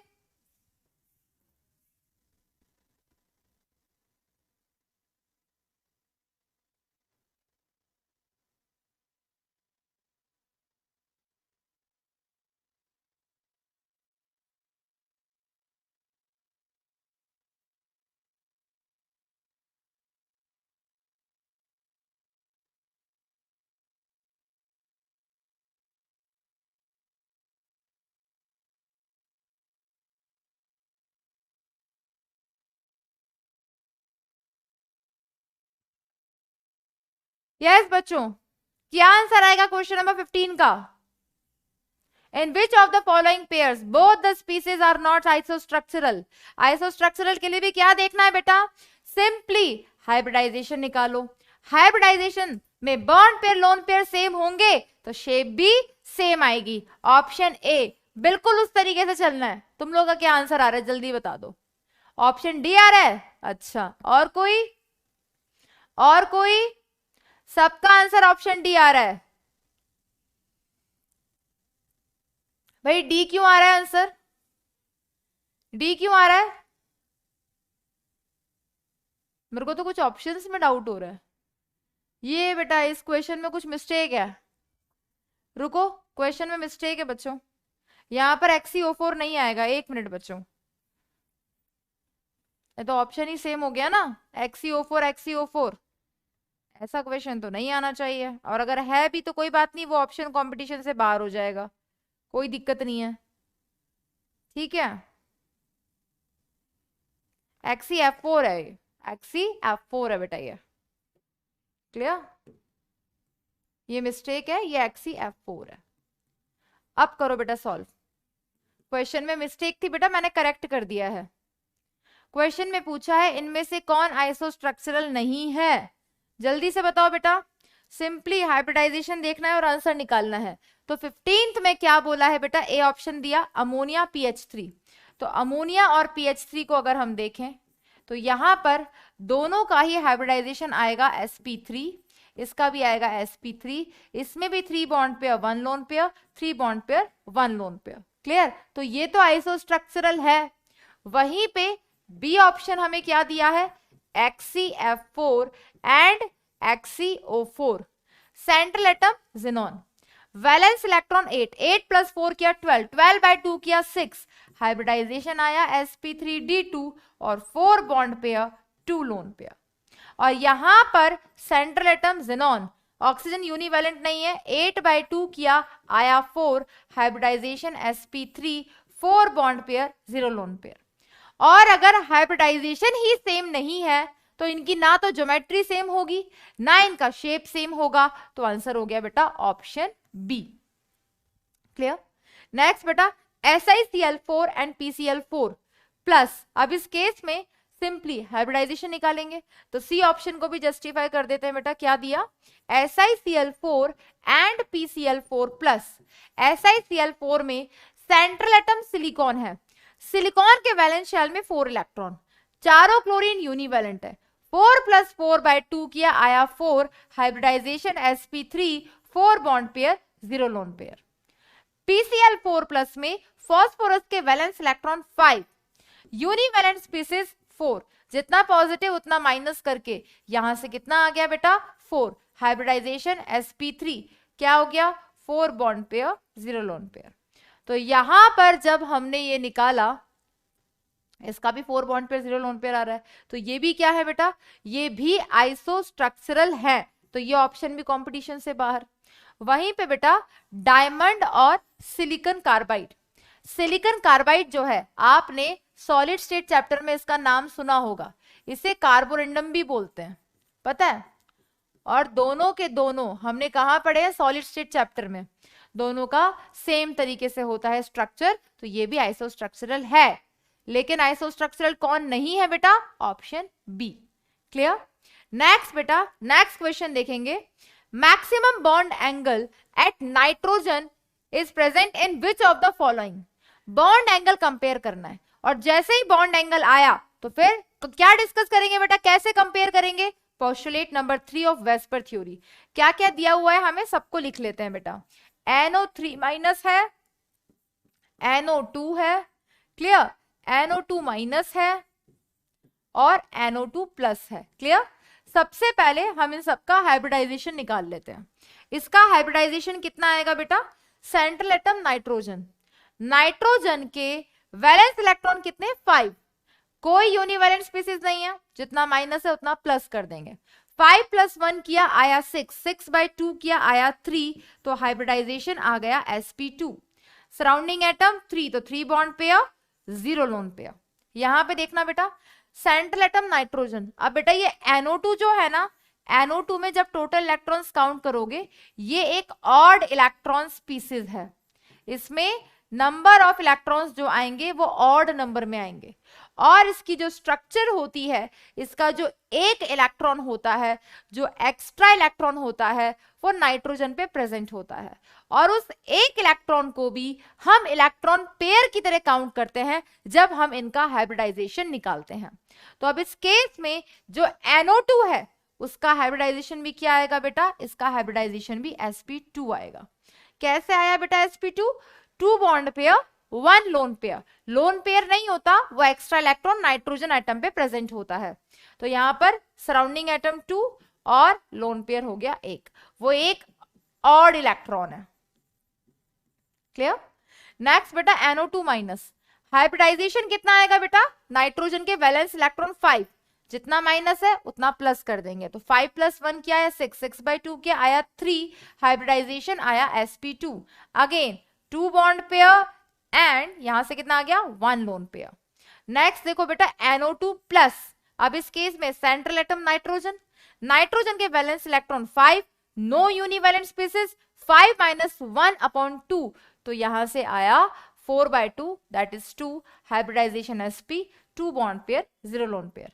तो पहला स्टेप क्या कहता था बेटा? पहला स्टेप कहता था जितना ज्यादा %s कैरेक्टर होगा उतना ज्यादा बॉन्ड एंगल होगा, और हमसे क्वेश्चन में पूछा है मैक्सिमम बॉन्ड एंगल किस में होगा?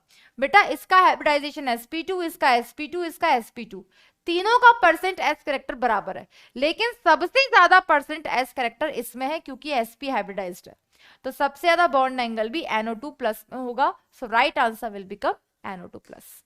क्लियर हो गया बेटा? देख लो ध्यान से। यस बेटा, नेक्स्ट क्वेश्चन आपकी स्क्रीन पर ये रहा। The enolic form of ethyl acetoacetate, बेटा कीटो इनोल फॉर्म आप ऑर्गेनिक में पढ़ोगे। तो इनोल फॉर्म क्या होता था बेटा?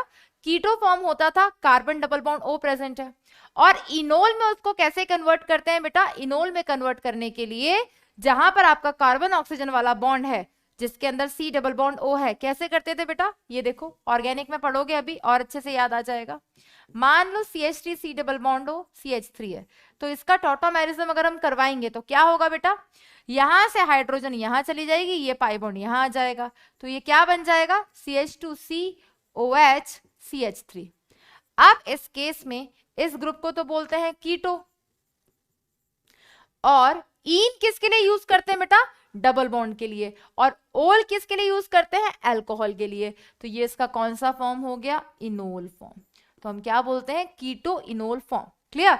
तो यहां पर हमें इथाइल एसीटोएसीटेट का ये रहा कीटो फॉर्म और ये रहा इनोल फॉर्म। क्लियर? लेकिन यहां पर एक मिस्टेक है जो मैं देख पा रही हूं, हो सकता है आप भी देख पा रहे हो, यहां पर ये पाई बॉन्ड नहीं आएगा। क्लियर? अब बताओ बेटा कि यहां पर जो क्वेश्चन में पूछा है कि उसमें कितने सिग्मा और पाई बॉन्ड है। क्लियर? क्या पूछा है?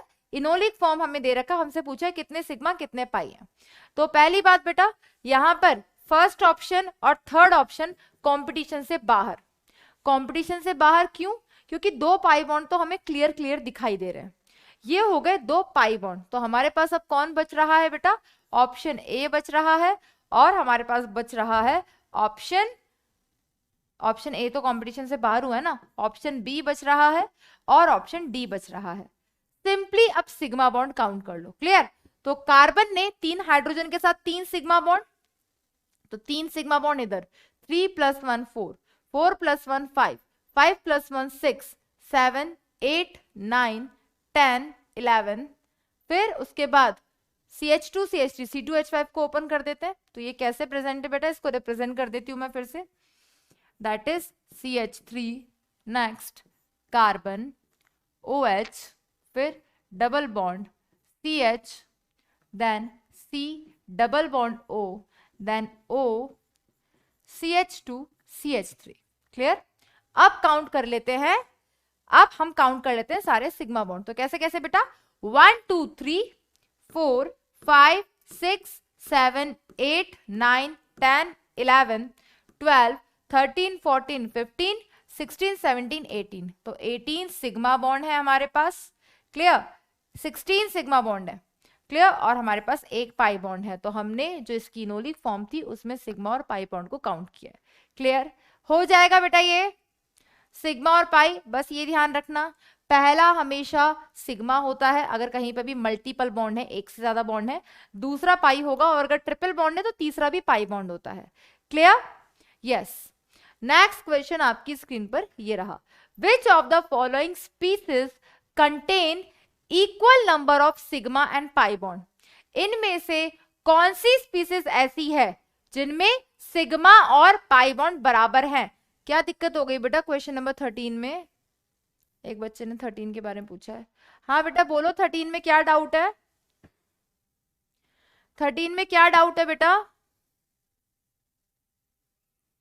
यस, जल्दी बताओ बेटा, 13 में क्या डाउट है?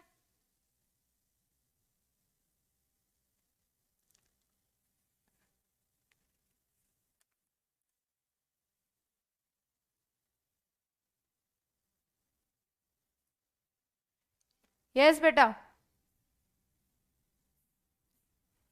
13 में किसको डाउट था बेटा?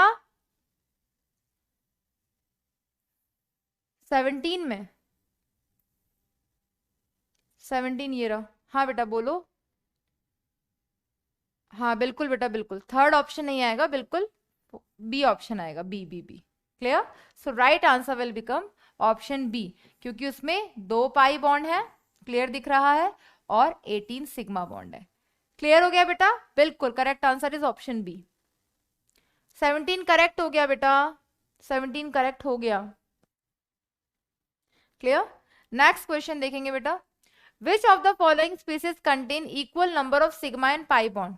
अगर हमें ये देखना है कि इसमें equal number of sigma bond और पाई बॉन्ड है या नहीं, तो हम क्या देखेंगे बेटा?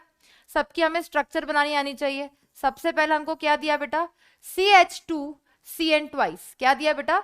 CH2CN twice. तो हमें सबकी क्या बनानी पड़ेगी बेटा? हमें सबसे पहले सबकी स्ट्रक्चर बनानी पड़ेगी। तो इसकी स्ट्रक्चर बना देते हैं, CH2 C triple bond N, C triple bond N। ये हो गई ए मॉलिक्यूल की स्ट्रक्चर। बी मॉलिक्यूल को देखना बेटा, HCO3-, C double bond O, O-, OH। Clear? Third दिया बेटा HCO4, central atom xenon, xenon के वैलेंस इलेक्ट्रॉन 8, 8/2 किया तो आया 4, और 4 बॉन्ड पेयर 0 लोन पेयर, तो ये हो गया जिनोन। और डी हमको क्या दिया बेटा? CN twice. क्या दिया बेटा? CN twice. तो C triple bond N, C triple bond N। अब सब में सिग्मा और पाई काउंट कर लेते हैं। हमसे पूछा क्या है कि इनमें से किसमें सिग्मा और पाई दोनों बराबर है। अब बताओ बेटा, मैंने स्ट्रक्चर बना दी सबकी, आंसर आप लोग बता दो। देखो सिग्मा कितने हैं बेटा? सिग्मा अगर हम काउंट करें इसमें तो 1 2 3 4 5 6 सिग्मा बॉन्ड है। पाई कितने हैं बेटा? 1 2 3 4। तो पहला ऑप्शन कंपटीशन से बाहर, क्योंकि इसमें सिग्मा पाई बराबर नहीं है। सेकेंड ऑप्शन अगर हम देखें तो यहाँ पर सिग्मा भी कितने हैं बेटा? सिग्मा भी हमारे पास 4 है, पाई भी कितने हैं? 4 हैं। तो that will be the answer. Clear? देख लो बेटा एक बार, थर्ड ऑप्शन आंसर आएगा। देख लो बेटा 18th क्वेश्चन। ठीक है, इधर देखो बेटा, सिग्मा 1 2 3 4, और पाई कितना है 1, तो ये ऑप्शन भी कंपटीशन से बाहर। यहाँ पे देखो बेटा सिग्मा कितना है 1 2 3, पाई कितना है 1 2 3 4, तो ये ऑप्शन भी कंपटीशन से बाहर। क्लियर हो गया बेटा? मैम हमें स्ट्रक्चर बनाना नहीं आता बेटा, कुछ ही स्ट्रक्चर है, कुछ ही स्ट्रक्चर है ऐसी ज़ेनॉन कंपाउंड्स की, अब याद रख लेना। क्लियर? यस बेटा। नेक्स्ट क्वेश्चन देखो आपकी स्क्रीन पर ये रहा, the correct order of bond order, bond order का ऑर्डर पूछा है हमसे। क्लियर? क्या करोगे बेटा? अभी हमने बॉन्ड ऑर्डर वाले क्वेश्चन डिस्कस किए, क्या करोगे बेटा? जल्दी से सॉल्व करो इस क्वेश्चन को। Simple, total number of electrons निकालो, बॉन्ड ऑर्डर निकालो।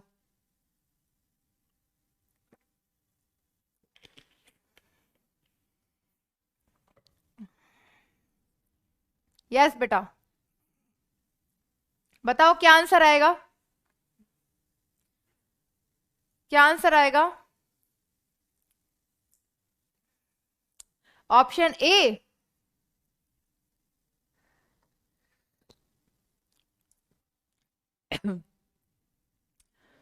यस बेटा, क्या आंसर आएगा? अभी हमने डिस्कस किया है बॉन्ड ऑर्डर का सीधा सीधा ट्रिक। क्या करोगे? टोटल नंबर ऑफ इलेक्ट्रॉन के बेसिस पे निकालोगे। ठीक है, तो हमें क्या क्या दिया बेटा? O2 माइनस, हमें दिया O2 प्लस और O2 2 प्लस। जितने टोटल इलेक्ट्रॉन है उसके बेसिस पे बॉन्ड ऑर्डर आ जाएगा। तो बेटा टोटल इलेक्ट्रॉन O2 माइनस में कितने हैं? 8 to the 16, 16 plus 1 17, 8 to the 16, 16 minus 1 15, 8 to the 16, 16 minus 2 14, तो 14 वाले का बॉन्ड ऑर्डर 3.0, इसका बॉन्ड ऑर्डर कितना बेटा? 2.5, उसके बाद 2.0 और इसका 1.5। तो बता दो बेटा क्या ऑर्डर आएगा बॉन्ड ऑर्डर का? सबसे ज्यादा O2 2 प्लस, उसके बाद O2 प्लस और उसके बाद O2 माइनस। सो क्या ऑर्डर आ गया बेटा आंसर? यस बेटा, क्या आंसर आ जाएगा? Right answer will become option A. Clear है एकदम? यस बेटा। चलो ठीक है बेटा, नेक्स्ट क्वेश्चन आपकी स्क्रीन पर ये रहा। चलो बेटा जल्दी से सॉल्व करो इसे। The correct order of ions, which of the following pairs of ions are isoelectronic and isostructural? Again question में क्या पूछा है, इनमें से कौन सी स्पीसीज आइसोइलेक्ट्रॉनिक भी है और आइसोस्ट्रक्चरल भी है। हमें शेप याद नहीं भी होंगी तो काम चल जाएगा, क्योंकि हाइब्रिडाइजेशन निकालना हमको आ गया है सेंट्रल एटम का। सेंट्रल एटम का हाइब्रिडाइजेशन देखना आता है, हाँ जी। बॉन्ड पेयर लोन पेयर देखना आता है, हाँ जी। और बॉन्ड पेयर लोन पेयर अगर सेम है तो मॉलिक्यूल पक्का आइसोस्ट्रक्चरल होगा ही होगा। क्लियर? इसीलिए बेटा इतने सारे ऑप्शंस आपको लिखवाए थे, इतने सारे क्वेश्चन आपको सॉल्व करवाए थे। तो फर्स्ट ऑप्शन देखेंगे बेटा, क्या दिया? ClO3 माइनस और दिया SO3 माइनस 2। ClO3 माइनस का हाइब्रिडाइजेशन क्या आ जाएगा बेटा? सेंट्रल एटम क्लोरीन, क्लोरीन के वैलेंस इलेक्ट्रॉन 7, ऑक्सीजन यूनिवैलेंट नहीं है, जितना माइनस है उतना प्लस कर देते, तो 7 प्लस 1 8, 8/2 किया आया 4, हाइब्रिडाइजेशन आया sp3। SO3 minus 2 central atom sulphur, valence electron कितने 6, 6 प्लस 2 किया आया 8, 8/2 किया आया 4, हाइब्रिडाइजेशन आया sp3। यहां पर 3 bond pair 1 lone pair, 3 bond pair 1 lone pair, और यहां पर भी 3 बॉन्ड पेयर 1 लोन पेयर। तो फर्स्ट वाली स्पीसीज आइसो इलेक्ट्रॉनिक आइसोस्ट्रक्चरल होगी बेटा, बिल्कुल। तो ये आइसोस्ट्रक्चरल तो है। अब कैलकुलेट करो क्या ये आइसो इलेक्ट्रॉनिक भी है, अभी चेक कर लेते हैं। क्लोरीन का एटॉमिक नंबर 17, 8 3 24, 24 प्लस 17 प्लस 1, तो 24 प्लस 18 डायरेक्टली कर देते हैं, तो कितना आ गया बेटा? 42। क्लियर? सल्फर का एटॉमिक नंबर कितना बेटा? 16, 8 3 24, 24 प्लस 18, अगेन इलेक्ट्रॉन भी बराबर है, तो ये जो पेयर है ये आइसो इलेक्ट्रॉनिक भी है और आइसो स्ट्रक्चरल भी है। क्लियर हो गया बेटा? ठीक है, नेक्स्ट देखो, बाकी ऑप्शंस को भी जस्टिफाई आप कर सकते हो, यहां पे आंसर ये आ जाएगा। ठीक है, तो पता है ना क्या करना है, नंबर ऑफ इलेक्ट्रॉन्स काउंट करने हैं और बॉन्ड पेयर लोन पेयर देखने हैं। अगर नंबर ऑफ इलेक्ट्रॉन सेम है तो आइसो इलेक्ट्रॉनिक। ध्यान रखना वैलेंस इलेक्ट्रॉन नहीं देखने हैं, number of electron atomic number देखना है, और जितना माइनस चार्ज है उतना प्लस करते चलना है। ठीक है। नेक्स्ट क्वेश्चन आपकी स्क्रीन पर ये रहा। 25 क्वेश्चंस जब हो जाएंगे तो सब लोग एक बार अपना मार्क्स रिप्रेजेंट करना, ठीक है। 30 क्वेश्चंस के बाद विच of the following pair options represent the correct bond order. आप देख रहे हो बेटा, यार ये क्वेश्चन रिपीट नहीं लग रहा, ये क्वेश्चन रिपीट नहीं हो रहा। अगेन बॉन्ड ऑर्डर पूछा, नहीं बेटा, सेम टाइप का क्वेश्चन है लेकिन डेटा इस बार अलग है। डेटा क्या है बेटा, क्या क्या दिया है हमको, again O2 minus, next O2 और थर्ड दिया O2 प्लस। टोटल इलेक्ट्रॉन कितने कितने होंगे बेटा, O2 माइनस में टोटल इलेक्ट्रॉन 8 टू 16 प्लस 1 17, यहां पर 16 और यहां पर 15। बॉन्ड ऑर्डर इसका 2.5, इसका 2.0, इसका 1.5। तो अब बता दो बेटा बॉन्ड ऑर्डर का क्या ऑर्डर आ रहा है, सीधा सीधा निकालना आता है बेटा, सबको आता ही होगा, सिखाया था। तो करेक्ट आंसर विल बिकम, यहां से क्या आंसर आ जाएगा बेटा, सबसे ज्यादा बॉन्ड ऑर्डर O2 प्लस का, देन O2 का एंड देन O2 माइनस का। क्लियर है बेटा, yes, very nice Aishwarya, very nice Pushpa Sagar. कुछ बच्चे कॉन्स्टेंटली बिल्कुल आंसर कर रहे हैं हर क्वेश्चन का। क्लियर। नेक्स्ट क्वेश्चन आपकी स्क्रीन पर ये रहा, करो बेटा solve. Total number of pi electrons पूछे हैं इस स्ट्रक्चर के अंदर, जल्दी से बता दो क्या आंसर आएगा, जल्दी।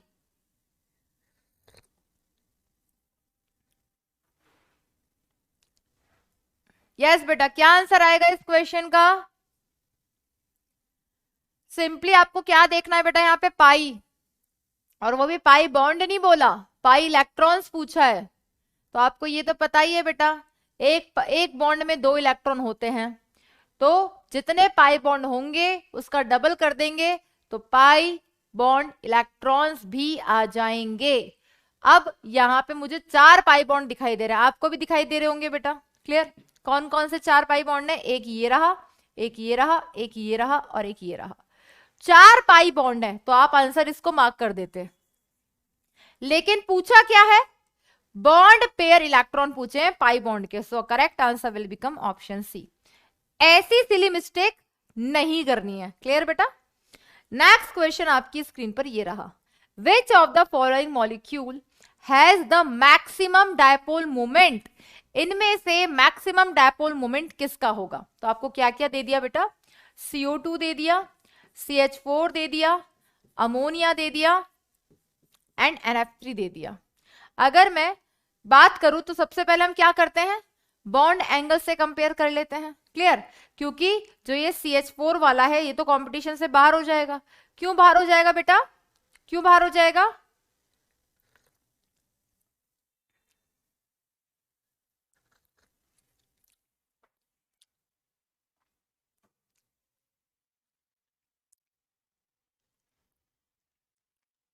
समझना बेटा।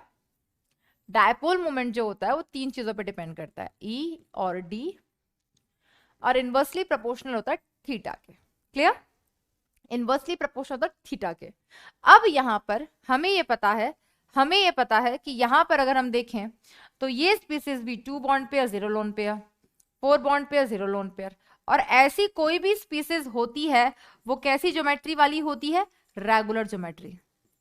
और हमने पढ़ा था वो हर मॉलिक्यूल जिसकी ज्योमेट्री रेगुलर हो, that means surrounding atoms identical हो और उसमें एक भी लोन पेयर ना हो, तो क्या होता है बेटा, तो उस केस में वो मॉलिक्यूल का डायपोल मोमेंट 0 होता है और वो मॉलिक्यूल नॉन पोलर होता है। तो ये दोनों जो है ना, CO2 और CH4, ये दोनों तो कंपटीशन से बाहर हो गए। बात करते हैं अमोनिया और NF3 की। अगर अमोनिया और NF3 की बात करें तो अमोनिया का हाइब्रिडाइजेशन भी क्या है, अमोनिया का हाइब्रिडाइजेशन भी sp3 है। NF3 का हाइब्रिडाइजेशन क्या है बेटा, इसका हाइब्रिडाइजेशन भी sp3 है। दोनों की शेप भी सेम है, 3 बॉन्ड पेयर 1 लोन पेयर। लेकिन ओवरऑल डायपोल मोमेंट किसका ज्यादा होगा बेटा, ओवरऑल डायपोल मोमेंट यहां पे ज्यादा होगा अमोनिया का। पढ़ा था हमने इस बारे में। According to the magnitude of dipole moment, यहाँ पे सारे डायपोल सेम डायरेक्शन में सब ऐड हो जाएंगे और यहाँ पर कुछ अपोजिट डायरेक्शन में भी हैं, तो डायपोल मोमेंट इसका भी एग्जिस्ट करेगा, इसका भी करेगा, लेकिन इसका कंपैरेटिवली ज्यादा आएगा। क्लियर बेटा। नेक्स्ट क्वेश्चन देखेंगे तो इस केस में correct answer will become ammonia. Next question, which of the following species has plane triangular shape. अब कंफ्यूज मत हो जाना कि प्लेन ट्रायंगुलर शेप कौन सी होती है। बेटा ये शेप ट्रायगोनल प्लेनर को ही कहते हैं। और ट्रायगोनल प्लेनर कब आता है बेटा? जब हमारे पास 3 बॉन्ड पेयर और 0 लोन पेयर हो। तो क्या करो, देख लो इनमें से किसका hybridization 3 bond pair 0 lone pair वाला है। तो बी ऑप्शन देखो बेटा। मैम आप बी ही क्यों उठा रहे हो? क्योंकि इतने सारे एग्जाम्पल हम कर चुके हैं कि चीजें रिकॉल होकर अपने आप आ जाती हैं बेटा। NO3 माइनस में जो सेंट्रल एटम है वो है नाइट्रोजन। वैलेंस इलेक्ट्रॉन 5, कोई यूनिवैलेंट स्पीसीज नहीं है। 5 + 1 by 2 किया, 6 by 2 3 आया। हाइब्रिडाइजेशन sp2 आया, 3 बॉन्ड पेयर 0 लोन पेयर। इसी की तो शेप हुआ करती थी ट्रायगोनल प्लेनर। याद आ गया बेटा?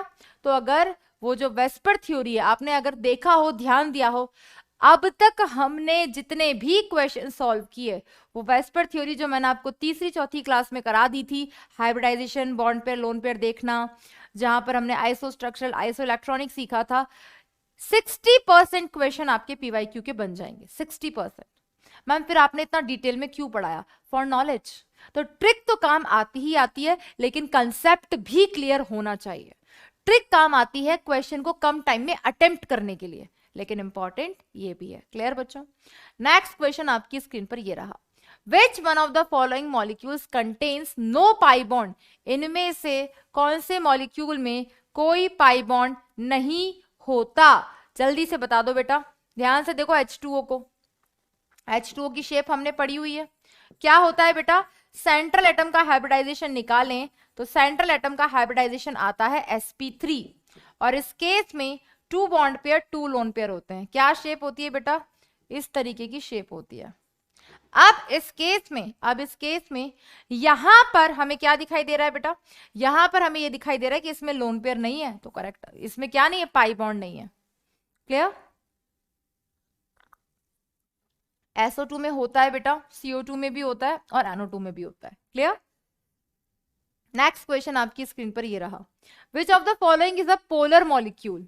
पोलर मॉलिक्यूल वही होगा जिसका dipole moment not equals to 0 होगा। मानते हो नहीं मानते हो? बिल्कुल ऐसे देखेंगे ना? जल्दी बताओ। तुम्हारा एक और पीवाईक्यू होगा बेटा सैटरडे या संडे। सारे क्वेश्चंस आज नहीं हो पा रहे हैं। यस बेटा।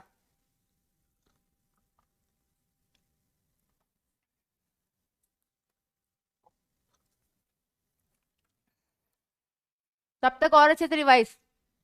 क्या बोला था बेटा? कि जिस भी मॉलिक्यूल में क्या हो जाए बेटा? एक भी लोन पेयर आ जाए। तो SF4 की बात करते हैं। सेंट्रल एटम सल्फर के वैलेंस इलेक्ट्रॉन 6, चारों फ्लोरीन यूनिवैलेंट है। हाँ जी। डिवाइड बाय 2 किया, कितना आया? 5। Hybridisation sp3d। क्या आएगा बेटा? 4 bond pair 1 lone pair. Competition से बाहर नहीं, कंपटीशन के अंदर। Correct answer. क्योंकि जिसका भी डायपोल मोमेंट 0 नहीं होगा, किसका नहीं होगा? जो कि रेगुलर ज्योमेट्री नहीं है। तो सिंपल क्या देखना है बेटा? आपको सिर्फ हाइब्रिडाइजेशन और बॉन्ड पे लोन पेयर देखना है। ठीक है? सारे ऑप्शन जस्टिफाई कर लेते हैं। सेकंड हमको दिया था SiF4। SiF4 में central atom silicon, valence electron 4 univalent species, divide by 2 किया, आया 4। हाइब्रिडाइजेशन आया sp3, 4 bond pair 0 lone pair, dipole moment 0। बताया था बेटा डायपोल मोमेंट का भी सीधा ट्रिक। क्या? डायपोल मोमेंट का भी सीधा ट्रिक है। सिंपली आपको क्या देखना है बेटा? Hybridization, bond pair, lone pair. See structure देखेंगे बेटा। XeF4, central atom xenon, valence electron 8, 4 univalent species, कितना आ गया बेटा? 6। Hybridization sp3d2, 4 bond pair 2 lone pair. तो मैंने क्या केसेस लिखवाए थे? वो हर मॉलिक्यूल जिसके अंदर सारे बॉन्ड पेयर हैं, सराउंडिंग एटम, कोई लोन पेयर नहीं है, including 2 more cases, 4 bond pair 2 lone pair और 2 बॉन्ड पेयर 3 लोन पेयर वाला। उस केस में मॉलिक्यूल की जो ज्योमेट्री होती है, जो उसका डायपोल मोमेंट होता है, वो 0 होता है। तो इसका भी डायपोल मोमेंट 0, ये उन्हीं केसेस में से है और प्रूफ भी किया था ऐसा क्यों होता है। BF3 की बात करते हैं बेटा। सेंट्रल एटम बोरोन, बोरोन के वैलेंस इलेक्ट्रॉन कितने हो गए बेटा 3, फ्लोरीन कितने हो गए 3, डिवाइड बाय 2 किया कितना आया 3, हाइब्रिडाइजेशन कितना आया बेटा sp2, 3 bond pair 0 lone pair. तो अब इस केस में हमारे पास इसकी क्या हो जाएगा डायपोल मोमेंट 0 हो जाएगा, क्योंकि ये भी रेगुलर ज्योमेट्री है। तो करेक्ट आंसर हो गया ऑप्शन ए। क्लियर हो गया बेटा? हाँ बेटा, कल से ऑर्गेनिक स्टार्ट होगी, कल से आपको पंकज सर पढ़ाएंगे, ठीक है? तो अच्छे से ऑर्गेनिक पढ़ना। बाकी सैटरडे या संडे में पीवाईक्यू को हम कंटिन्यू करेंगे, अभी थोड़े से पीवाईक्यूज हुए, अभी बाकी है। क्लियर? नेक्स्ट क्वेश्चन देखेंगे बेटा, which of the following is paramagnetic? इनमें से कौन सी स्पीसीज पैरामैग्नेटिक है? याद करो बेटा, मैंने एमओटी में क्या बोला था, की पॉइंट्स जब लिखवाए थे, वो सारे इलेक्ट्रॉन जिसके अंदर टोटल इलेक्ट्रॉन कितने कितने होंगे, ऑड नंबर में होंगे, वो सारे के सारे क्या होते हैं, पैरामैग्नेटिक, इंक्लूडिंग 2 मोर केसेस। कौन कौन से? जिसमें टोटल इलेक्ट्रॉन्स 10 हो और जिसमें टोटल इलेक्ट्रॉन 16 हो, वो भी किस में आ जाएंगे बेटा, वो भी पैरामैग्नेटिक में आ जाएंगे। तो सिंपल टोटल इलेक्ट्रॉन काउंट कर लो, O2 minus, Cn minus, NO plus और CO। क्लियर? तो अब देखो बेटा, O2 माइनस में कितने इलेक्ट्रॉन है बेटा, 8 2 16, 16 प्लस 1 17। कार्बन के कितने, यहाँ पे हो गए 14 इलेक्ट्रॉन्स। यहाँ पर कितने हो गए बेटा, यहाँ पर हो गए दैट इज 14 इलेक्ट्रॉन्स, और यहाँ पर कितने हो गए 14 इलेक्ट्रॉन्स। तो ये तीनों तो किस में है, इवन नंबर में है। इवन नंबर में है तो ये कैसे होंगे बेटा, डायमैग्नेटिक। तो बच क्या गया, ऑप्शन ए। कैसा हो जाएगा बेटा, paramagnetic. Clear? So correct answer is option A. तो कितनी इजी इजी ट्रिक्स काम आ रही हैं, जो हमने पढ़ा था वहीं से सब कुछ कंटिन्यू हो रहा है। ठीक है बेटा? यस।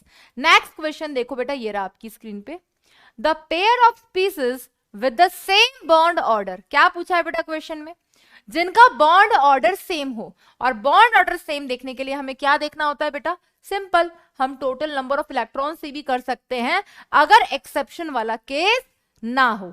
ठीक है? तो पहला हमने देखा NO और CO।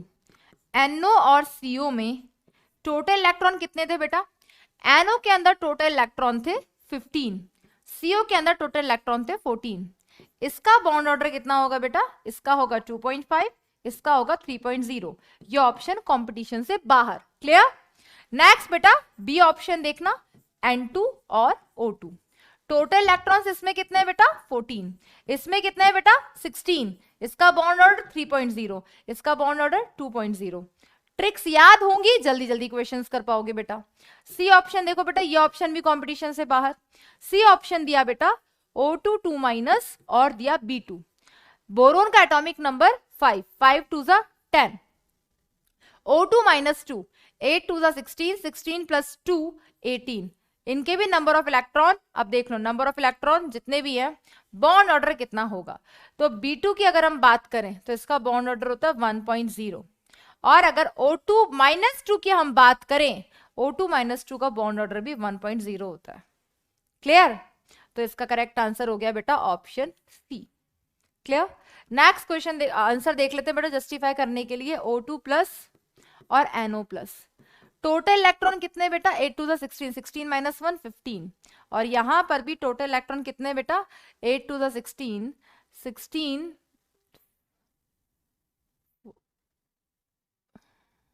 14 इलेक्ट्रॉन्स है यहाँ पे। क्लियर? तो ये भी ऑप्शन कंपटीशन से बाहर। क्लियर हो गया बेटा? क्लियर एकदम? यस।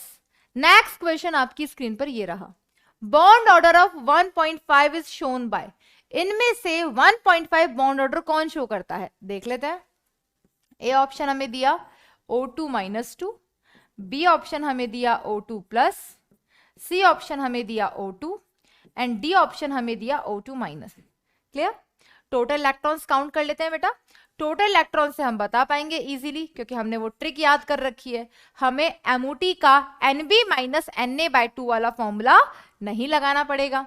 तो टोटल इलेक्ट्रॉन्स इधर कितने हैं बेटा 8 2 16, 16 plus 2 18, 8 2 16, 16 minus 1 that is 15, 8 2 16 and here 8 2 16 plus 1 17। तो इसका बॉन्ड ऑर्डर कितना आ जाएगा बेटा बॉन्ड ऑर्डर की अगर हम बात करें, इसका बॉन्ड ऑर्डर हो गया हमारे पास 2.5, इसका हो गया 2.0, इसका हो गया 1.5 और इसका हो गया 1.0। तो बताओ बेटा कौन सा आंसर है जो मैच कर रहा है? बॉन्ड ऑर्डर 1.5 किसका है बेटा? O2 माइनस का। Clear? So correct answer will become option D. Clear? Yes.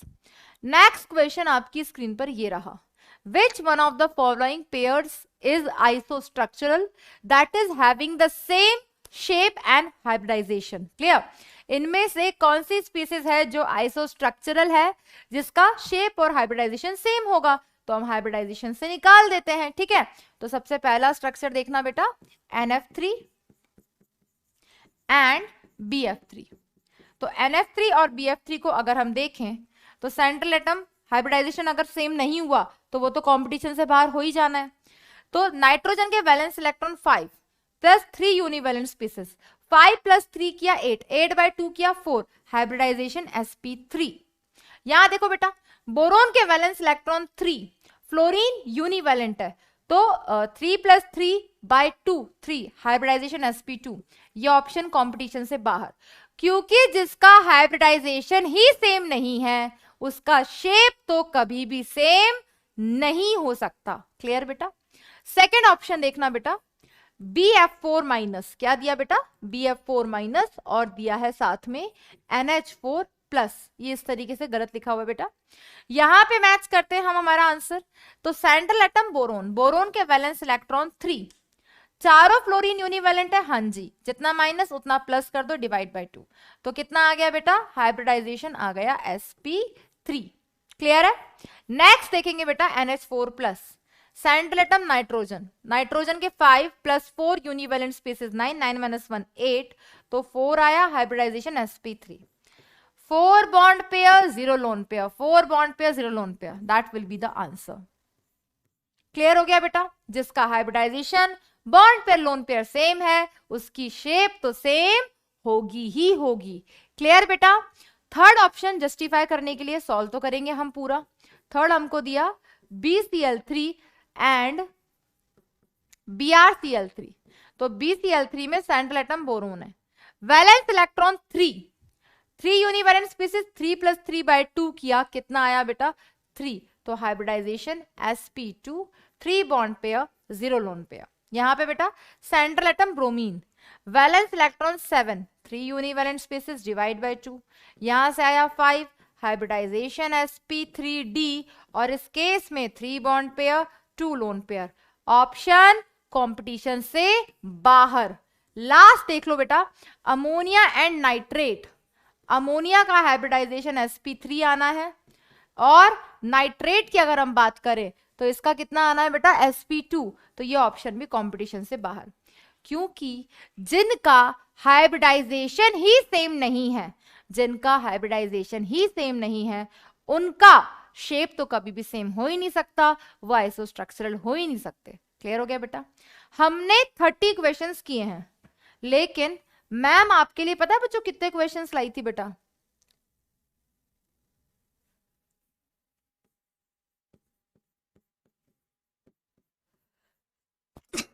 Sorry, rest all questions are homework assignment, क्योंकि मैंने 30-40 साल के सारे क्वेश्चन ले आई हूं और एक एक क्वेश्चन मैं ही डिस्कस करूंगी, चिंता मत करना। ठीक है?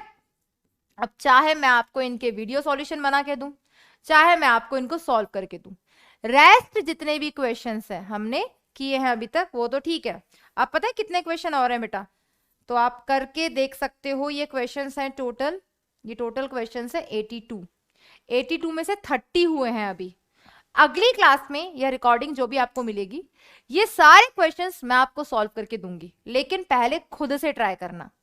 आपके पास 2-3 दिन का टाइम है, कल से ऑर्गेनिक शुरू हो ही रही है, लेकिन सैटरडे या संडे जो भी क्लास होगी इन सारे क्वेश्चंस को हम डिस्कस करेंगे।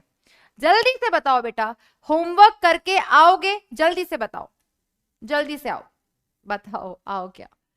सारे क्वेश्चंस करके आओगे बेटा? सारे करके आना। और एक बात बताना सच सच, क्या कॉन्फिडेंस आया अब इनऑर्गेनिक में? अब आपसे थोड़ी बात कर ली जाए। इनऑर्गेनिक में कॉन्फिडेंस आया? कुछ भी टफ है? अब तक 30 के 30 क्वेश्चन में 25 क्वेश्चन ऐसे होंगे जो हाइब्रिडाइजेशन से सॉल्व हो रहे थे। Hybridization, bond pair, lone pair, वो तो हमने तीसरे ही दिन सीख लिया था ट्रिक के साथ, ठीक है। तो वीबीटी के बाद जो मैंने एक्सप्लेन किया था वो आपकी नॉलेज के लिए एक्सप्लेन किया था, इतना डिटेल में हमको नहीं जाना, हमारा क्वेश्चन अटेम्प्ट होना चाहिए और वो सारे क्वेश्चंस आपके अटेम्प्ट हो जाएंगे विद ट्रिक्स। क्लियर? एक चीज बोलूंगी बेटा, अभी फिर से इनऑर्गेनिक काफी टाइम के लिए ब्रेक ले रही है, कोई बात नहीं, इनऑर्गेनिक ब्रेक ले रही है लेकिन वापस भी तो पढ़ना है, ठीक है बेटा। केमिकल बॉन्डिंग हमने जिस तरीके से पढ़ा है सेम इसी तरीके से हम कोऑर्डिनेशन भी पढ़ेंगे। क्लियर? तो दोनों ही बहुत इंटरेस्टिंग चैप्टर है, और भी चैप्टर्स है, सबको इंटरेस्ट के साथ हम पढ़ेंगे। एक चीज का ध्यान रखना बेटा, जब किसी चीज को पढ़ रहे हो पूरी शिद्दत के साथ उसको पढ़ो, उसकी प्रैक्टिस करो क्वेश्चन। मैंने केमिकल बॉन्डिंग के 82 पीवाईक्यूज रखे ही इसीलिए हैं, और एक्स्ट्रा क्वेश्चंस भी मैंने डाले हैं ताकि आपको क्वेश्चन प्रैक्टिस करके कॉन्फिडेंस आए, ठीक है। तो अगर अगली क्लास में भी नहीं हो पाए ना तो एक और क्लास में ले लूंगी, लाइव लू, रिकॉर्डेड लू, कैसे भी लू, लेकिन केमिकल बॉन्डिंग चैप्टर का कोना कोना छान मारना है। एक भी क्वेश्चन ऐसा नहीं होना चाहिए जो आप लोगों से ना बने, हमें कुछ भी नहीं छोड़ना, हमें पूरा अटेम्प्ट करना है पेपर। समझ आ गया बेटा? तो अब हमने अभी सिर्फ केमिकल बॉन्डिंग इनऑर्गेनिक के 2 चैप्टर करे हैं, क्लासिफिकेशन एंड केमिकल बॉन्डिंग। तो मैं मेरे क्वेश्चंस का टारगेट पूरा आप लोगों के साथ डिस्कस करूंगी, ठीक है। रेस्ट क्या क्या पेंडिंग चल रहा है मैं फिर से रिकॉल करा देती हूँ आप लोगों को, ठीक है। क्या क्या पेंडिंग चल रहा है वापस पहली स्क्रीन पर आ जाते हैं ताकि आप लोगों को क्लियर हो जाए बेटा। देखो बेटा, मैंने आपको क्या बोला, लेक्चर 11 और लेक्चर 12 के डाउट्स पेंडिंग है, जो नीचे आप लिख देते हो ना वो मैं गो थ्रू होती हूं, ठीक है। ये डाउट्स पेंडिंग है प्लस हमारे जो आज के पीवाईक्यूज हैं, तो ये दोनों लेक्चर के डाउट्स प्लस पीवाईक्यूज जो पेंडिंग हैं वो हम सैटरडे संडे में से किसी भी एक दिन करेंगे, तो घबराने की जरूरत है नहीं है। और भी कोई भी डाउट हो डाल देना, कोई दिक्कत नहीं है। तो जो रेस्ट क्वेश्चंस हैं वो आपको प्रैक्टिस सेशन की फॉर्म में भी मिल सकते हैं। तो पहले आज अब कुछ बच्चे लिख रहे थे कि एमआर सर की क्लास नहीं है, आई डोंट नो है या नहीं, लेकिन उस क्लास की ड्यूरेशन में सारे क्वेश्चन कर लेना ना होमवर्क में, ठीक है। और जल्दी ही मिलेंगे जैसे ही आपका ऑर्गेनिक कंप्लीट होगा, बस पूरे फोकस के साथ बेटा रिवीजन करते रहना चीजों का, ठीक है। एंड घबराना किसी भी चीज के लिए नहीं है। एक चीज जो हमेशा बोलती हूँ बेटा वो मैं अभी भी बोलूंगी कि जब हम शुरुआत करते हैं ना बेटा किसी भी चीज की, आप लोगों ने जब नीट की तैयारी के लिए सोचा होगा तो इनिशियली क्या होता है पता है, इनिशियली हम लोग बहुत ज्यादा कॉन्फिडेंस में होते हैं, क्लियर, बहुत ज्यादा कॉन्फिडेंस में होते हैं। और धीरे धीरे क्या होता है कि स्टार्टिंग में हमें भी फुल जोश होता है कि नहीं यार नीट का पेपर है, ये कर देंगे वो कर देंगे, और स्टार्टिंग में हम नोट्स भी पढ़ते हैं, ये बुक भी करते हैं, वो बुक भी करते हैं, ये भी करते हैं, ठीक है। जैसे बीच वाला टाइम आता है ना, बीच वाला टाइम से क्या मतलब है, जो अब तुम्हारा चल रहा है, हमारी जो मेहनत है, हमारा जो टारगेट है, उसमें हम थोड़े से ढीले पड़ जाते हैं। और वो ढीले पड़ने से क्या होता है बेटा, सबसे ज्यादा प्रॉब्लम आती है उस टाइम पे, फिर हमारा बैकलॉग इकट्ठा होने लग जाता है। और backlog is nothing, backlog is all about कि हम रिवीजन नहीं कर पा रहे हैं। तो first revision should be within a day, यानी कि should be within 24 hours. Second revision should be within a week, and third revision should be within a month. अगर आप ये करते रहोगे तो आपको पेपर से पहले, नीट के पेपर से पहले कभी नर्वसनेस नहीं होगी, कभी कोई टेंशन नहीं होगी, क्लियर। सेकेंड चीज बेटा, ये जो टाइम चल रहा है इस टाइम को आपको अपने आप को बैलेंस करके चलना है, क्योंकि स्टार्टिंग में क्या होता है, पहला चैप्टर है, दूसरा चैप्टर है, जोश के साथ टीचर को भी सुनते हैं, जोश के साथ हम भी प्रैक्टिस करते हैं, लेकिन धीरे धीरे हम प्रैक्टिस छोड़ते हैं, धीरे धीरे हम टीचर को सुनना छोड़ देते हैं, और फिर लास्ट में आते हैं मैम मैं क्या करूं, सर मैं क्या करूं, तब मैम सर कुछ भी नहीं कर सकते, ठीक है। Now everything is in your hand, क्या कर सकते हो, आपके पास अभी भी टाइम है, टाइम वेस्ट मत करो बिल्कुल भी, ठीक है, टाइम वेस्ट मत करो। We all are there for you only. आपका एक एक डाउट डिस्कस होगा, एक एक डाउट डिस्कस होगा, जिसके लिए मैंने आपको बोला हुआ है, लेकिन कब तक, जब तक आप एफर्ट्स दे रहे हो, ठीक है। एक बेटा लास्ट क्लास में करेक्शन है, ये वाला करेक्शन कर लेना, वही हुआ बेटा जो लास्ट क्लास में हुआ था, इसको मैंने समझा तो पूरा दिया था, और मैंने ये भी लिख दिया था कि म्यू नॉट इक्वल्स टू 0 होगा, लेकिन मैं इसको पोलर की जगह नॉन पोलर लिख गई हूं बेटा, ये पोलर ही होता है, ये ध्यान रखना बेटा, क्लियर, ये पोलर होता है, ये मिस्टेक लास्ट क्लास में हुई है फिर से, तो इसको करेक्ट कर लेना, ठीक है। सॉन्ग, बेटा सॉन्ग जो नेक्स्ट वाली क्लास है उसमें सुना दें, सैटरडे संडे में से जो एक क्लास लूंगी, बहुत कुछ पढ़ेंगे ना उस दिन, तो उस दिन मैं पक्का सुना दूंगी, ठीक है। तो रिपीट कर रही हूं, लेक्चर 11 लेक्चर 12 के जो आपके डाउट्स हैं सब डिस्कस होंगे, परेशान मत होना, प्लस जो 40 क्वेश्चन पीवाईक्यू के रह गए। आज जो 30 क्वेश्चन सॉल्व किए उससे ये तो आइडिया आपको लग गया होगा यार क्या आता है और हम किसके पीछे भागते हैं, क्या आता है पेपर में और हम ज्यादा के पीछे भागते हैं। बेटा ज्यादा के पीछे मत भागो, जो करो अच्छे से करो, जो समझो अच्छे से समझो।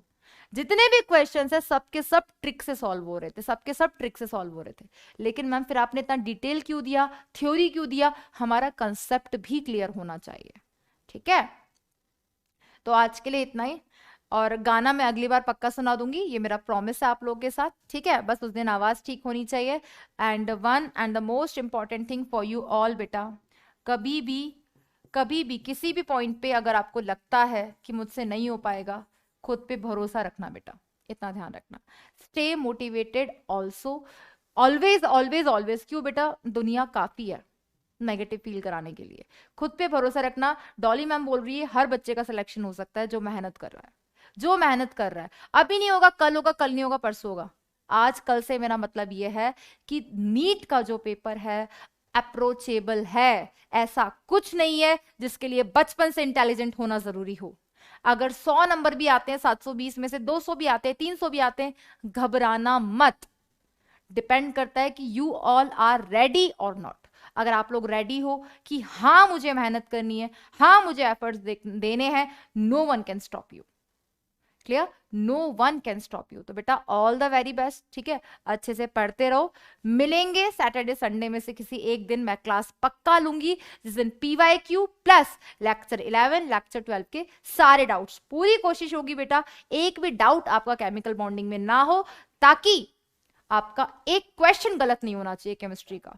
I want 180 out of 180, clear. So all the very best बच्चों, थैंक यू।